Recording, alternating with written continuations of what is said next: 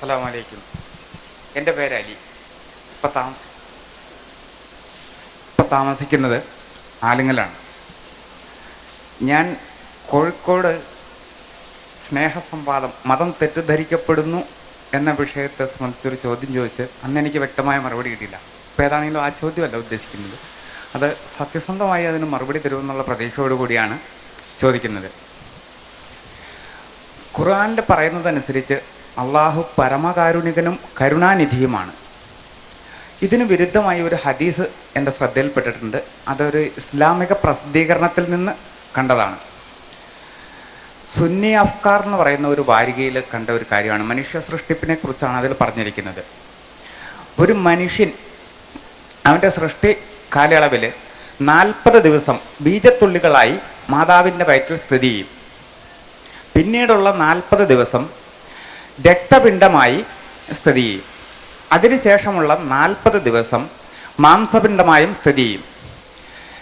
ഈ അവസ്ഥയ്ക്ക് ശേഷം, ഈ 3 ഘട്ടങ്ങൾക്കും ശേഷം ഒരു മലക്ക് മുഖാന്തരം അവൻ്റെ കാര്യങ്ങൾ നിർണയിക്കപ്പെടും. അവൻ്റെ ആയുസ്, ഭക്ഷണം, പ്രവൃത്തി, അവൻ വിജയിയോ പരാജിതനോ എന്നുവരെ നിർണയിക്കപ്പെടും. അങ്ങനെ അവൻ്റെ എല്ലാ കാര്യങ്ങളും നിർണയിക്കപ്പെട്ട ശേഷം അള്ളാഹു അവന് ആത്മാവിനെ നൽകുന്നു, റൂഹിനെ ഒതുന്നതെന്നാണ് ഈ പ്രസിദ്ധീകരണത്തിൽ നിന്ന് മനസ്സിലായത്. അപ്പോൾ അങ്ങനെയാണ് എങ്കിൽ ആ ഹദീസ് ശരിയായി വന്നു കഴിഞ്ഞാൽ ഒരു വ്യക്തി ചെയ്യുന്ന ഒരു പ്രവർത്തിക്കും, ഇപ്പോൾ ബുഷ് നടത്തുന്ന പ്രവർത്തിക്ക് വരെ ബുഷ് ഉത്തരവാദിയല്ല, പടച്ചോൻ തന്നെയാണ് ഉത്തരവാദി. കാരണം അദ്ദേഹം ഗർഭസ്ഥാവസ്ഥയിലായിരുന്നപ്പോൾ അള്ളാഹു എഴുതിയതാണെന്നാണ് ആ ഹദീസിൽ നിന്ന് മനസ്സിലാക്കേണ്ടത്. മലക്കിനെ ഉപയോഗിച്ച് എഴുതിയതായിട്ട് വേണം നമുക്ക് മനസ്സിലാക്കാൻ.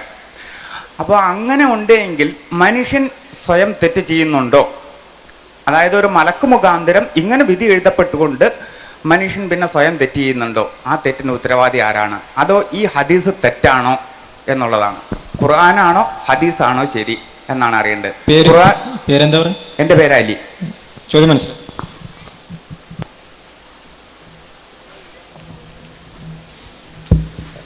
സുഹൃത്തിൻ്റെ ചോദ്യം,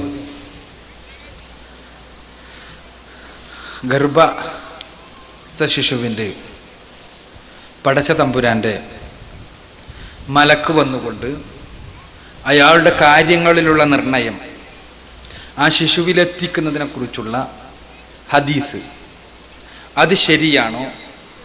അതിൻ്റെ അടിത്തറ എന്താണ്? അത് ഖുർആനിന് വിരുദ്ധമല്ല എന്നല്ല. യഥാർത്ഥത്തിൽ ഇവിടെ സംഭവിക്കുന്ന ഒരടിസ്ഥാനപരമായ പിഴവുണ്ട്. അതിനെക്കുറിച്ച് നമ്മൾ ആദ്യം മനസ്സിലാക്കണം. എന്താന്ന് വെച്ചാൽ വിധിയുമായി ബന്ധപ്പെട്ട ഒരു വിഷയമാണിത്. മനുഷ്യനുള്ള വിധി. ആ വിധി എന്നുള്ളത് ഈ ലോകത്തെ, ഈ പ്രപഞ്ചത്തെ, ആ പ്രപഞ്ചത്തിൻ്റെ ഓരോ ചലനങ്ങൾക്ക് പിന്നിലും കൃത്യമായ ദൈവിക വ്യവസ്ഥയുണ്ട് എന്നതാണ് വിധി വിശ്വാസത്തിൻ്റെ ഏറ്റവും അടിസ്ഥാനപരമായ പൊരുൾ. ദൈവം തമ്പുരാന്റെ വ്യക്തമായ വ്യവസ്ഥയ്ക്ക് വിധേയമായിട്ടാണ് ഈ പ്രപഞ്ചത്തിലെ ചെറുതും വലുതുമായ എല്ലാ പ്രതിഭാസങ്ങളും മുന്നോട്ട് പോയിക്കൊണ്ടിരിക്കുന്നത്. ഒന്ന്, ആ പ്രതിഭാസങ്ങളുടെ ഭാഗം തന്നെയാണ് നമ്മുടെ ഭൂമി ആണല്ലോ. നക്ഷത്രജാലങ്ങളിൽ ഒന്നിച്ച് ദൈവിക വ്യവസ്ഥ പ്രകാരമാണെങ്കിൽ ആ വ്യവസ്ഥയിൽ നിന്ന് മാറി നിൽക്കാൻ ഒരിക്കലും നമ്മുടെ ഗാലക്സിയായ മിൽക്കി വേ ഗാലക്സിക്ക് കഴിയില്ല. ആ മിൽക്കി വേ ഗാലക്സിയിലെ 10,000 കോടി നക്ഷത്രങ്ങളിൽ ഒന്നായ സൂര്യൻ, ആ സൂര്യന് മിൽക്കി വേ ഗാലക്സിക്ക് പടച്ച തമ്പുരാൻ നൽകിയ ഒരു കൃത്യമായൊരു കണക്കുണ്ട്, വിധിയുണ്ട്. ആ വിധിയിൽ നിന്ന് തെന്നി മാറി നിൽക്കാനാവില്ല. ഇതേപോലെ തന്നെ ആ സൂര്യനെ ചുറ്റും ചുറ്റിത്തിരിയുന്ന ഗ്രഹങ്ങളിലൊന്നായ ഭൂമി, ആ ഭൂമിക്ക് ദൈവികമായ വ്യവസ്ഥയുടെ ഭാഗമായി തന്നെയാണ് ഭൂമിയുടെ ചലനവും കാര്യങ്ങളും ഉള്ളത്. ആ ഭൂമിയിലെ ജീവജാലങ്ങളോ അതും അതേപോലെ തന്നെ. ആ ജീവജാലങ്ങളിൽ ഒന്നാണ് മനുഷ്യൻ. ആ മനുഷ്യനും ദൈവിക വിധിയിൽ, ദൈവിക കണക്കുകളിൽ നിന്ന് മുക്തനല്ല. എന്നാൽ മനുഷ്യന്റെ വിധിവിശ്വാസം വളരെ വിപുലമായി സംസാരിക്കേണ്ട ഒരു വിഷയമാണ്. സംക്ഷിപ്തമായി പറയാൻ ശ്രമിക്കുകയാണ് ഞാൻ. ഇതിൽ മനുഷ്യന്റെ ഒരു സവിശേഷതയുണ്ട്. എന്താണത്? മനുഷ്യന് സ്വതന്ത്രമായ കൈകാര്യകർത്തൃത്വത്തിനുള്ള കഴിവ് നൽകിയിട്ടുണ്ട് എന്നതാണ്. ആ കഴിവ് പരിശുദ്ധ ഖുർആൻ ആവർത്തിച്ച് വ്യക്തമാക്കിയിട്ടുള്ള കാര്യമാണ്. ആ കഴിവ് എന്താണ്? കഴിവ് മനുഷ്യനെ നന്മ ചെയ്തുകൊണ്ട് ഉന്നതനാകുവാനും തിന്മ ചെയ്തുകൊണ്ട് അധമനാകുവാനും കഴിയുമെന്നതാണ്. ആ കഴിവ് മനുഷ്യന് നന്മയും തിന്മയും തെരഞ്ഞെടുക്കുവാൻ കഴിയുമെന്നുള്ളതാണ്. ഇന്ന ഹദൈനാഹു സബീല ഇമ്മാ കാഫിറൻ വ ഇമ്മാ ശകൂറ. നാം അവന് കൃത്യമായ പാത കാണിച്ചു കൊടുത്തിരിക്കുന്നു. എന്താ? ആരാണ് നന്ദിയുള്ളവനാകുന്നത്, ആരാണ് നന്ദി കെട്ടവനാകുന്നത് എന്ന് മനസ്സിലാക്കാൻ വ്യക്തമായ പാത കാണിച്ചു കൊടുത്തത് പടച്ച തമ്പുരാന്റെ വിധിയുടെ ഭാഗം തന്നെയാണ്. മനുഷ്യൻ എന്ന സ്വതന്ത്രമായ സൃഷ്ടി, ആ സ്വതന്ത്ര സൃഷ്ടിയെ സ്വാതന്ത്ര്യം നൽകിയത് പടച്ച തമ്പുരാന്റെ വിധിയുടെ ഭാഗമാണ്. ആ സ്വാതന്ത്ര്യം മനുഷ്യനെ എങ്ങനെ ഉപയോഗപ്പെടുത്തണം എന്ന് പഠിപ്പിക്കാൻ വേണ്ടി പ്രവാചകന്മാരെ പറഞ്ഞയച്ചത് പടച്ച തമ്പുരാന്റെ വിധിയുടെ ഭാഗമാണ്. അതിനെ കൃത്യമായ മാർഗരേഖ വരച്ചുകൊണ്ടുള്ള വേദഗ്രന്ഥം അവതരിപ്പിച്ചത് പടച്ച തമ്പുരാന്റെ വിധിയുടെ ഭാഗം തന്നെയാണ്. അപ്പോ മനുഷ്യൻ നന്മ ചെയ്തുകൊണ്ട് ഉന്നതനാകുന്നതും മനുഷ്യൻ തിന്മ ചെയ്തുകൊണ്ട് അധമനാകുന്നതും പടച്ച തമ്പുരാന്റെ വിധിയുടെ ഭാഗം തന്നെയാണ്. പക്ഷെ അവന്റെ സ്വാതന്ത്ര്യം ഉപയോഗിച്ചുകൊണ്ടാണ് അവൻ അത് ചെയ്യുന്നത്. ആ സ്വാതന്ത്ര്യം ഉപയോഗിക്കുന്നതിലൂടെയാണ് അവൻ ഉന്നതനും അധമനുമാകുന്നത്. ഈ അധമത്വവും ഔന്നത്യവും അവന് സ്വാതന്ത്ര്യം നൽകപ്പെട്ട മേഖലയിലാണ്. അതുകൊണ്ട് തന്നെയാണ് പ്രവാചകന്മാരെ പറഞ്ഞയച്ചത്. പ്രവാചകന്മാരല്ലെങ്കിൽ കേവലം ഒരു സർക്കസ് കളിച്ചു എന്ന് പറയേണ്ടി വരും. സുഹൃത്ത് മനസ്സിലാക്കിയത് പോലെയാണ് കാര്യമെങ്കിൽ പ്രവാചകന്മാരെ പറഞ്ഞേക്കേണ്ട കാര്യമില്ല, വേദഗ്രന്ഥങ്ങൾ അവതരിപ്പിക്കേണ്ട കാര്യമില്ല. കുറെ ആളുകളെ പഠിച്ചോൻ നരകത്തിലേക്ക് വേണ്ടി എന്ന് പറഞ്ഞിട്ട് പറഞ്ഞയക്കുന്നു, കുറെ ആളുകളെ സ്വർഗത്തിലേക്ക് എന്ന് പറഞ്ഞിട്ട് പറഞ്ഞയക്കുന്നു. ഇവിടെ മനസ്സിലാക്കുന്നിടത്ത് സംഭവിക്കുന്ന ഒരു അടിസ്ഥാനപരമായ പാളിച്ചയുണ്ട്. എന്താണത്? ഇത് മനുഷ്യന് സ്വാതന്ത്ര്യം നൽകപ്പെട്ട മേഖല. പക്ഷെ പടച്ച തമ്പുരാന്റെ അറിവ് എന്നത് മറ്റൊരു കാര്യമാണ്. ഇത് നമ്മുടെ ജീവിത വർത്തനങ്ങളുമായി ബന്ധപ്പെട്ട കാര്യമാണ്, നമ്മുടെ അനുഭവവുമായി ബന്ധപ്പെട്ട കാര്യമാണ്, നമുക്ക് അനുഭവ വേദ്യമാകുന്ന കാര്യങ്ങളുമായി ബന്ധപ്പെട്ട കാര്യമാണ്. അതേസമയം പടച്ച തമ്പുരാന്റെ അറിവ് എന്നത് ഇതിൽ നിന്നെല്ലാം വ്യത്യസ്തമായ ഒരു പ്രതിഭാസമാണ് എന്ന് നാം മനസ്സിലാക്കുക. എന്താണത്? പടച്ച തമ്പുരാൻ പ്രകൃതി അതീതനാണ്, പ്രപഞ്ചാതീതനാണ്, പദാർത്ഥാതീതനാണ്. ആ പദാർത്ഥാതീതനായ പ്രപഞ്ചാതീതനായ പടച്ച തമ്പുരാന്റെ അറിവ് കാലത്തിന് അതീതമാണ്. കാലം ഒരു സൃഷ്ടിയാണ്, നമ്മളത് മനസ്സിലാക്കണം. ഇന്ന് പ്രപഞ്ചത്തെക്കുറിച്ചുള്ള ഫിസിക്സിന്റെ കാഴ്ചപ്പാട് പ്രപഞ്ചം സ്ഥലകാല സാധത്യത്തിൽ, ടൈം സ്പേസ് കോണ്ടിന്യൂത്തിൽ അധിഷ്ഠിതമാണ് എന്നതാണ്. അത് വളരെ വിശദീകരിക്കേണ്ട കാര്യമാണ്. നമുക്ക് വിശദീകരിച്ചാൽ തന്നെ വേണ്ടത്ര മനസ്സിലായിക്കൊള്ളൊന്നുമില്ല. ഏതായിരുന്നാലും കാലം പടച്ച തമ്പുരാന്റെ സൃഷ്ടിയാണ്. അപ്പോൾ പടച്ച തമ്പുരാന്റെ അറിവ് കാലത്തിന് അതീതമായ അറിവാണ്. കാലത്തിന് അതീതമായ അറിവ് എങ്ങനെയുള്ളതാണ് എന്നത് കാലനിബദ്ധമായ നമ്മുടെ മസ്തിഷ്കം ഉപയോഗിച്ച് അപഗ്രഥിക്കുവാൻ നാം പരിശ്രമിക്കുമ്പോഴാണ് അബദ്ധം മുഴുവനും ഉണ്ടാകുന്നത്. നമ്മുടെ മസ്തിഷ്കത്തിന് അറിവ് 3 തലങ്ങളുള്ളതാണ്. ഭാവി, ഭൂത, വർത്തമാനകാല തലങ്ങളുള്ളത്. ഭാവി, ഭൂത, വർത്തമാനകാല തലങ്ങളില്ലാത്ത ഒരു അറിവ് നമുക്ക് മനസ്സിലാക്കാൻ കഴിയില്ല. കാരണം നമ്മുടെ തലച്ചോറ് അതിനു വേണ്ടി തയ്യാറാക്കപ്പെട്ടതാണ്. ഈ 3 തലങ്ങളിലുള്ള അറിവ്, കാലം നമ്മുടെ പ്രപഞ്ചവുമായി ബന്ധപ്പെട്ടതാണെന്ന് അർത്ഥം. നമ്മുടെ പ്രപഞ്ചവുമായി ബന്ധപ്പെട്ട ഈ കാലം, ആ കാലത്തിന് നിബന്ധമായ നമ്മുടെ മനസ്സ്, ആ മനസ്സ് ഉപയോഗിച്ച് കാലാതീതനായ, അതല്ലെങ്കിൽ കാലനിബദ്ധമല്ലാത്ത കാലത്തിന്റെ സൃഷ്ടാവായ പടച്ച തമ്പുരാന്റെ അറിവിനെ അപഗ്രഥിക്കുവാൻ വേണ്ടി പരിശ്രമിക്കുമ്പോൾ സംഭവിക്കുന്ന അബദ്ധമാണിത്. ഈ ഹദീസിൽ പറഞ്ഞ കാര്യം എന്താണ്? കാലാതീതമായ പടച്ച തമ്പുരാന്റെ അറിവിനെ മനുഷ്യരുടെ ജീവിതവുമായി ബന്ധപ്പെടുത്തുകയാണ് മാലാഖയിലൂടെ. മലക്ക് എന്ന് പറഞ്ഞാൽ മലക്ക് തന്നെ നമ്മുടെ വിശദീകരണത്തിന് അതീതമാണ്. മലക്കിന്റെ പ്രവർത്തനം എങ്ങനെയാണ്, മലക്കുകൾ എങ്ങനെയാണ് പ്രവർത്തിക്കുന്നത് തുടങ്ങിയ കാര്യങ്ങൾ നമ്മുടെ വിശദീകരണത്തിന് അതീതമാണ്, നമ്മുടെ ഗവേഷണത്തിന് അതീതമാണ്. എന്താണോ റസൂലുള്ള പഠിപ്പിച്ചത്, എന്താണോ പരിശുദ്ധ ഖുർആൻ പറയുന്നത്, അത് മനസ്സിലാക്കാൻ മാത്രമേ നമുക്ക് നിർവാഹമുള്ള വിഷയത്തിൽ. അപ്പൊ ഞാൻ പറഞ്ഞു വരുന്നത് എന്താന്ന് വെച്ചാൽ, ഈ കാലാതീതമായ പടച്ച തമ്പുരാന്റെ അറിവ്, ആ അറിവിൽ എല്ലാം ഉൾക്കൊള്ളുന്നു. അവിടെ പ്രസന്റ് ടെൻസോ പാസ്റ്റ് ടെൻസോ ഫ്യൂച്ചർ ടെൻസോ ഇല്ല. അവിടെ എന്തില്ല, ഭൂത ഭാവി വർത്തമാന കാലങ്ങളുടെ സീമകളൊന്നുമില്ല. ആ ഭൂത ഭാവി വർത്തമാന കാലങ്ങൾ ഇല്ലാത്തത് കൊണ്ട് തന്നെ പടച്ച തമ്പുരാന്റെ അറിവിൽ എല്ലാം ഉൾക്കൊണ്ടിരിക്കുന്നു. എല്ലാം ഉൾക്കൊണ്ടിരിക്കുന്നു എന്ന് പറഞ്ഞാൽ ഞാൻ എന്താകും എന്നില്ല പടച്ചോനക്ക്. ഞാൻ എന്താണ് എന്നുള്ളതുമില്ല, ഞാൻ എന്തായിരുന്നു എന്നതുമില്ല. എല്ലാം പടച്ച തമ്പുരാന്റെ അറിവിന്റെ ഭാഗമാണ് മുൻപേ. അഥവാ എല്ലാം പടച്ച തമ്പുരാന് പ്രസന്റ് ടെൻസ് ആണ്. അങ്ങനത്തെ പോലും പറയുന്നത് ശരിയാണോ എന്ന് എനിക്കറിയില്ല. പടച്ച തമ്പുരാന്റെ അറിവിന് 3 തലങ്ങളില്ല എന്ന് നാം മനസ്സിലാക്കുക. അത്രേ മനസ്സിലാക്കാൻ പറ്റുള്ളൂ. കാരണം 3 തലങ്ങളില്ലാത്ത അറിവ് നമ്മുടെ അപഗ്രഥനത്തിന് വിധേയമല്ല എന്നുള്ളത് കൊണ്ടാണത്. അത് ഞാൻ ദുരൂഹാക്കല്ല, ഇത് ഞാൻ വിശദീകരിച്ചത് മനസ്സിലായില്ല എന്ന് പറഞ്ഞിട്ട് കാര്യമില്ല. ഇത് നമ്മുടെ തലച്ചോറിന്റെ പരിമിതിയാണ്. ആ തലച്ചോറിന്റെ പരിമിതിയെ വിശദീകരിക്കുമ്പോൾ വിശദീകരണത്തിൽ പരിമിതി ഉണ്ടാകും. കമ്പ്യൂട്ടർ സയൻസ് പഠിച്ച കുട്ടികളോട് കുറച്ചുകൂടി എളുപ്പത്തിൽ പറയാൻ പറ്റും എന്നെനിക്ക് തോന്നുന്നു. ഡോസിന് വേണ്ടി നിശ്ചയിക്കപ്പെട്ട ഒരു കമ്പ്യൂട്ടർ, അതിന് നമ്മൾ വിൻഡോസിന്റെ ഒരു കമാൻഡ് ഒരുപാട് കൊടുത്തിട്ട് ആ കമാൻഡിനനുസരിച്ച് ഇത് വർക്ക് ചെയ്യണില്ല എന്ന് പറഞ്ഞ് കമ്പ്യൂട്ടറിനെ ചീത്ത പറഞ്ഞിട്ട് കാര്യമില്ല.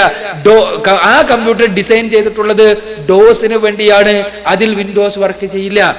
ഇതേപോലെ മനുഷ്യ മസ്തിഷ്കം കാലനിബദ്ധമാണ്. ആ മസ്തിഷ്കത്തിന് സ്വാഭാവികമായ പരിമിതിയുണ്ട്. ആ പരിമിതി കാലാധിഷ്ഠിതമായ കാര്യങ്ങൾ മാത്രമേ നമുക്ക് മനസ്സിലാക്കാൻ കഴിയൂ എന്നതാണ്. പടച്ച തമ്പുരാന്റെ അറിവാകട്ടെ കാലത്തിനതീതമാണ്.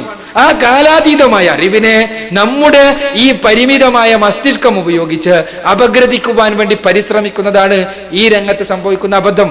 ഇവിടെ മലക്ക് ഇങ്ങനെ കണക്കാക്കുന്നു എന്ന് പറഞ്ഞപ്പോൾ എവിടെയും എന്ത് പറഞ്ഞിട്ടില്ല. മലക്ക് മനുഷ്യരെ അത് ചെയ്യാൻ വേണ്ടി നിർബന്ധിക്കുന്നു എന്നോ അത് പിന്നെ ഏതെങ്കിലും കാര്യത്തിൽ മനുഷ്യന് നിർബന്ധമായ കാര്യങ്ങൾ അടിച്ചേൽപ്പിക്കുന്നു എന്നോ പറഞ്ഞിട്ടില്ല. പടച്ച തമ്പുരാന്റെ കാലാതീതമായ അറിവിൽ ഉള്ള രേഖപ്പെടുത്തലും അത് മനുഷ്യന്റെ തലത്തിലേക്ക് വരുന്നതുമായ കാര്യങ്ങളാണ് ഇവിടെ പറഞ്ഞിട്ടുള്ളത്. അതൊരിക്കലും തന്നെ നമ്മുടെ കേവലമായ വിശദീകരണത്തിന് വിധേയമാക്കി അത് എന്താണ് ഇങ്ങനെ മനുഷ്യന് പിന്നെ അതിൽ നിന്ന് മാറിയിട്ടൊന്നും ചെയ്യാൻ പറ്റൂലല്ലോ എന്ന് വിചാരിക്കുന്നിടത്താണ് അപകടവും അബദ്ധവും സ്ഥിതി ചെയ്യുന്നത്. ഒരിക്കലും ഹദീസ് അങ്ങനെ പറയുന്നില്ല. മറിച്ച് പടച്ച തമ്പുരാന്റെ കാലാതീതമായ അറിവിൽപ്പെട്ട കാര്യം മനുഷ്യന്റെ അവസ്ഥയിലേക്ക് കൊണ്ടുവരുന്ന, അതും അഭൗതികമായ ഒരു തലത്തിൽ ഉള്ള വിശദീകരണമാണ് ഈ ഹദീസിലുള്ളത്. ഒരിക്കലും എന്തല്ല മനുഷ്യന് നൽകപ്പെട്ട സ്വാതന്ത്ര്യത്തെ ഹനിക്കുന്ന വിഷയമേ അല്ല. അതുകൊണ്ട് തന്നെ മനുഷ്യൻ ചെയ്യുന്ന കർമ്മങ്ങൾക്ക് അവൻ തന്നെയാണ് ഉത്തരവാദി, നന്മയാണെങ്കിലും തിന്മയാണെങ്കിലും. അത് പടച്ച തമ്പുരാന്റെ അറിവിൽ രേഖപ്പെടുത്തപ്പെട്ടിട്ടുണ്ട് എന്നോ അല്ലെങ്കിൽ അത് എപ്പോഴും ഉണ്ട് എന്നോ പറയുന്നത് ഈ അറിവിന്റെ ഉന്നതാവസ്ഥയും നമ്മുടെ അറിവിന്റെ അധമാവസ്ഥയും അതല്ലെങ്കിൽ പരിമിതിയും വെച്ചുകൊണ്ട് കണക്കാക്കുമ്പോൾ മാത്രമേ ഒരല്പമെങ്കിലും നമുക്ക് ഗ്രഹിക്കാൻ കഴിയൂ എന്നുള്ള പരിമിതിയുടെ അടിസ്ഥാനത്തിൽ ഈ കാര്യം മനസ്സിലാക്കുക. ഒരിക്കലും പരിശുദ്ധ ഖുർആനിലോ ഹദീസുകളിലോ തിന്മ ചെയ്യാൻ വേണ്ടി പടച്ച തമ്പുരാൻ നിർബന്ധമായും ആളുകളെ പ്രേരിപ്പിക്കുമെന്ന് പറഞ്ഞിട്ടില്ല. നന്മ ചെയ്യാൻ വേണ്ടി നിർബന്ധമായും കൊണ്ടുപോകുന്നും പറഞ്ഞിട്ടില്ല. മറിച്ച് നന്മ തിന്മകളെ കൃത്യമായി പഠിപ്പിക്കുന്നു. ആ നന്മ തിന്മകൾ നന്മയുമായി നടക്കുന്നവരെ ആ രംഗത്തേക്ക് പടച്ച തമ്പുരാൻ പ്രചോദിപ്പിക്കുമെന്ന് പറയുന്നു.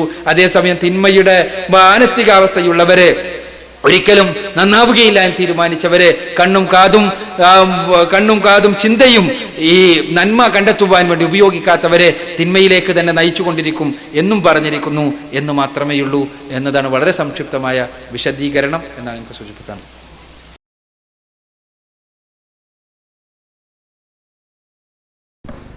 അസ്സലാമു അലൈക്കും. എൻ്റെ പേര് കബീർ ചാവക്കാട്. എനിക്ക് ചോദിക്കാനുള്ളത് ഇന്നലെ കഴിഞ്ഞ വിഷയത്തെക്കുറിച്ചാണ്. അവിടെ എനിക്ക് ഇതിന് ചാൻസ് കിട്ടിയില്ല, അത് കാരണം ഞാൻ ഇന്ന് ചോദിക്കുന്നത്. മുസ്ലിങ്ങളായ നമ്മൾക്ക് എല്ലാവർക്കും മരണാന്തര ജീവിതം ഉണ്ട് എന്ന് വിശ്വസിക്കുന്നവരാണ്. മരണാന്തര ജീവിതം, ഖബറിൽ നമ്മൾ മറമാടിക്കഴിഞ്ഞാൽ മലക്കുകൾ വന്നുകൊണ്ട് നമ്മളോട് ചോദ്യങ്ങൾ ചോദിക്കും എന്നാണ് എൻ്റെ അറിവ്. അപ്പോൾ മലക്കുകൾ വന്ന് നമ്മൾക്ക് ചോദ്യങ്ങൾ ചോദിക്കുമ്പോൾ അവിടെ നമ്മുടെ റൂഹിനെ ഇറക്കപ്പെട്ട് നമ്മൾ രണ്ടാമതൊരു ജന്മം അവിടെ ഉണ്ടാകുന്നു. അങ്ങനെയാണ് മലക്കുകൾ നമ്മളോട് ചോദ്യം ചോദിക്കുന്നത്. അങ്ങനെ ആ ജന്മം ഉണ്ടായതിനു ശേഷം ആ ചോദ്യം ഖിയാമത്ത് നാൾ വരെ തുടർന്നു പോകുമോ അതോ അല്ല എങ്കിൽ നമ്മൾ രണ്ടാമത് അവിടെ വെച്ച് രണ്ടാമത് നമ്മുടെ റൂഹ് അവിടെ അവസാനിച്ച് കഴിയുമോ എന്നാണ് എൻ്റെ ചോദ്യം. അഥവാ കഴിയും എന്നുണ്ടെങ്കിൽ ഖിയാമത്ത് നാളിൽ മരിച്ചവരെ എല്ലാവരെയും പുനർജന്മം ഉണ്ടാവും എന്ന് പറയുന്നു. അപ്പോൾ അങ്ങനെയാണെങ്കിൽ ഖബറിൽ വെച്ച് ഒരു ജന്മം ആദ്യം ഉണ്ടാവുന്നു, അതിനുശേഷം മരിക്കുകയും ഖിയാമത്ത് നാളിൽ വേറെ രണ്ടാമതൊരു ജന്മം ഉണ്ടാവുകയാണെങ്കിൽ ഒരു മനുഷ്യന് ഈ ലോകത്തിൽ ഒരു ജന്മവും ഖബറിൽ വെച്ച് വേറെ ജന്മവും ഖിയാമത്ത് നാളിൽ മറ്റൊരു ജന്മമാകുമ്പോൾ 3 ജന്മമാവില്ലേ? അതെൻ്റെ സംശയമാണ്. അതിന് ഉത്തരം കിട്ടിയാൽ കൊള്ളാം.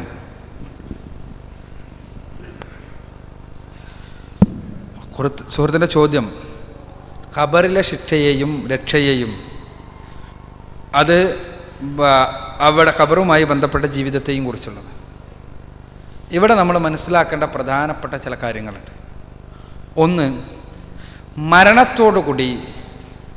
മരണത്തോടുകൂടി ഒരു വ്യക്തിയും നമ്മളും തമ്മിലുള്ള ബന്ധം പൂർണ്ണമായി അവസാനിക്കുകയാണ്. ഒരാൾ അവസാനത്തെ ശ്വാസം അയക്കുന്നത് വരെ നമ്മൾ അയാളെ അറിയുന്നു, അയാളെ മനസ്സിലാക്കുന്നു. ആ അവസാനത്തെ ശ്വാസം കഴിഞ്ഞു, മരണപ്പെട്ടു. ആ മരണപ്പെടുന്നതോടുകൂടി പിന്നീട് എന്തില്ല, നമ്മളുമായിട്ടുള്ള ബന്ധം അഥവാ ഭൗതിക ലോകത്തിന് അയാളെക്കുറിച്ച് പിന്നെ അറിയുന്നില്ല. അയാളുടെ ജഡം മാത്രമാണ് നമ്മുടെ കയ്യിലുള്ളത്. ആ ജഡം കേവലം കുറേ രാസപദാർത്ഥങ്ങളുടെ സമ്മിശ്രം മാത്രമാണ്.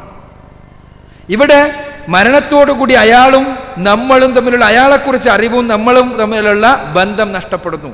അതാണ് നമ്മൾ മനസ്സിലാക്കേണ്ട ഒരു പ്രധാനപ്പെട്ട കാര്യം. പിന്നീട് അയാളെക്കുറിച്ച് നമുക്ക് അറിയുന്നത് എവിടുന്ന? അയാളെക്കുറിച്ച് എന്തെങ്കിലും അറിയുമെങ്കിൽ അയാൾ ഇതിനു ശേഷം ആർക്കാണോ അറിയുക, അവൻ പറഞ്ഞു തന്നാൽ മാത്രമേ അറിയൂ.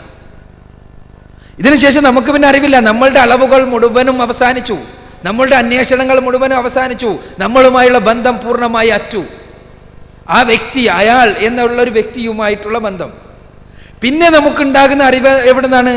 അവനെക്കുറിച്ച് അതിനുശേഷം ആർക്കാണോ അറിയുക, അവൻ പറഞ്ഞു തരുന്ന അറിവ് മാത്രമാണ്. അവിടെ പടച്ചോൻക്കാണ് അവനെക്കുറിച്ച് അറിയുക. ആ പടച്ച തമ്പുരാൻ പ്രവാചകൻ സല്ലല്ലാഹു അലൈഹി വസല്ലമയിലൂടെ പറഞ്ഞു തന്നു. എന്ത്? ഇതിനു ശേഷം അയാൾക്ക് ബർസഖിയായ ഒരു ജീവിതമുണ്ട്. ഇയാളുടെ ബർസഖിയായ ജീവിതം പൂർണ്ണമായി ഖബറുകളിൽ നിന്ന് അവർ ഉയർത്തെഴുന്നേൽപ്പിക്കപ്പെടുന്നത് വരെയുള്ള ജീവിതമാണ്. ഖബറുകളിൽ നിന്ന് ഉയർത്തെഴുന്നേൽപ്പിക്കപ്പെടുന്നത് വരെ ഉള്ള ജീവിതം, അഥവാ പൂർണ്ണമായ അർത്ഥത്തിലുള്ള ജീവിതം.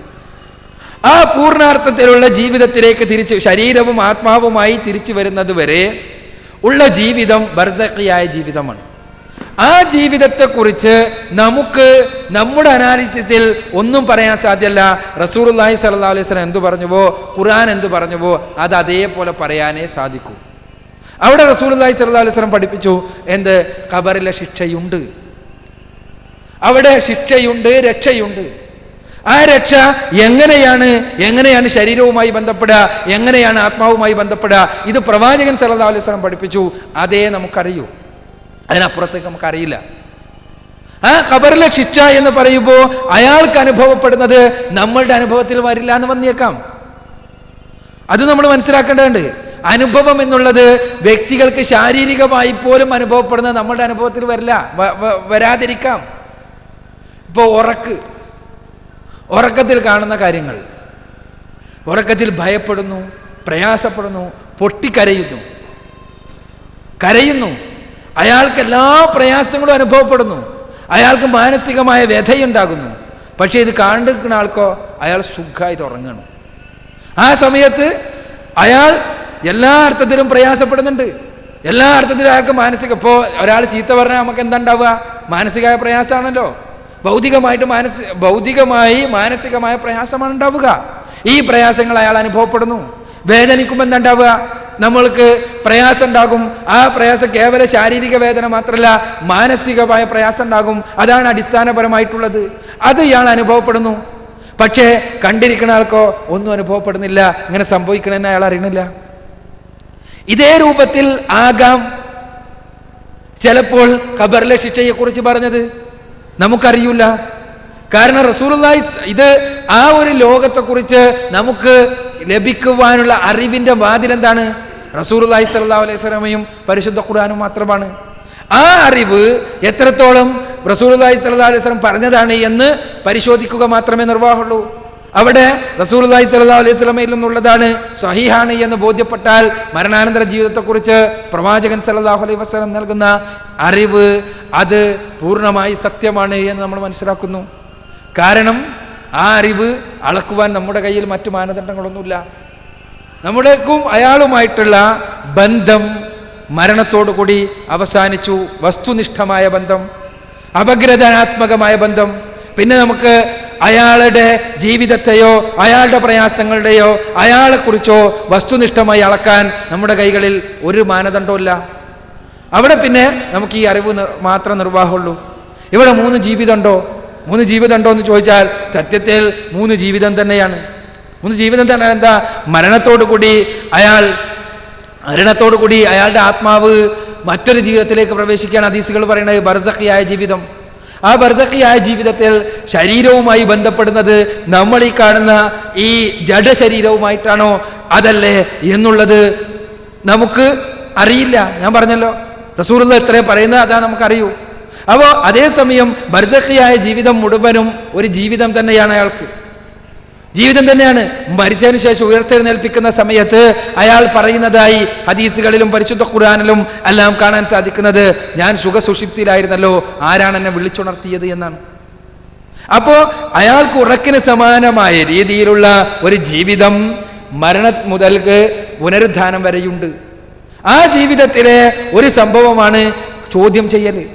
അതേപോലെയുള്ള ഒരുപാട് സംഭവങ്ങൾ പല ഹദീസുകളിലും വിശദീകരിക്കപ്പെട്ടിട്ടുണ്ട്.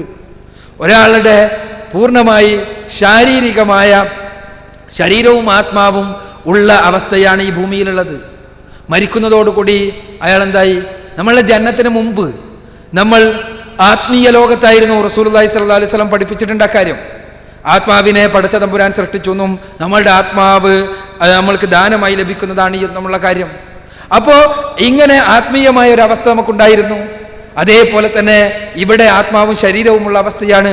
ഇനി മരണത്തിന് ശേഷം മറ്റൊരവസ്ഥയാണ്, ആത്മീയമായ മറ്റൊരവസ്ഥ. അതിനുശേഷം പുനരുദ്ധാനത്തോടു കൂടി ആത്മാവും ശരീരവും കൂടിച്ചേരുന്ന അവസ്ഥയും അവിടെ രക്ഷാശിക്ഷകളുമുണ്ട്. അപ്പോൾ മരണം മുതൽ പുനരുദ്ധാനം വരെയുള്ള കാര്യങ്ങൾ അത് ഹദീസുകളിൽ പറഞ്ഞത്, പരിശുദ്ധ ഖുർആനിൽ പറഞ്ഞത് അതേപോലെ മനസ്സിലാക്കുക മാത്രമേ നിർവാഹമുള്ളൂ. അതിങ്ങനെ പറഞ്ഞിട്ടുണ്ട്. നിങ്ങൾ പറഞ്ഞതുപോലെ ഖബറിലെ ശിക്ഷയെക്കുറിച്ച്, ബർസഖിയായ ശിക്ഷാരക്ഷകളെക്കുറിച്ച് പറഞ്ഞിട്ടുണ്ട്. അവിടെ ശിക്ഷാരക്ഷകളെക്കുറിച്ച് പറയുമ്പോൾ നമ്മൾ മനസ്സിലാക്കേണ്ടത് ഖബറി എന്നതുകൊണ്ട് കേവലം ഈ മണ്ണ് കൊണ്ട് നമ്മൾ നിർമ്മിക്കുന്ന ഒരു ഖബർ മാത്രമാണോ? ഒരിക്കലുമല്ല. അയാളുടെ ബർസഖിയായ ശിക്ഷാരക്ഷകളാണ്. മണ്ണുകൊണ്ട് നിർമ്മിക്കുന്ന ഖബർ മാത്രമാണെങ്കിൽ സമുദ്രത്തിൽ കെട്ടിത്താഴ്ത്തപ്പെടുന്ന, ആകാശത്തിൽ വെച്ച് ധൂളികളായി മാറ്റപ്പെടുന്ന, ഭൂമിയിൽ വെച്ച് തന്നെ കത്തിക്കരിക്കപ്പെടുന്ന അങ്ങനെ ധൂളികളാക്കി മാറ്റപ്പെടുന്ന ആളുകളുടെ എല്ലാം ശരീരം എങ്ങനെയായിരിക്കും എന്ന് നമ്മൾക്ക് ചിന്തിക്കാവുന്നതാണ്. അപ്പോൾ അവരുടെ ജീവിതം, ആ ജീവിതത്തിൽ, ഈ ബർസഖിയായ ജീവിതത്തിൽ അവരനുഭവിക്കുന്ന പ്രയാസങ്ങളെയും രക്ഷയെയും സുഖങ്ങളെയും കുറിച്ചാണ് റസൂലുള്ളാഹി സ്വല്ലല്ലാഹു അലൈഹി വസല്ലം പറഞ്ഞിട്ടുള്ളത്.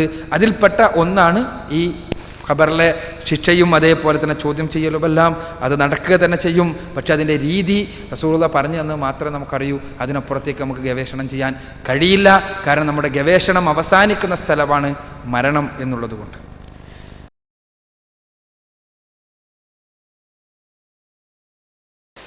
അസ്സലാമു അലൈക്കും.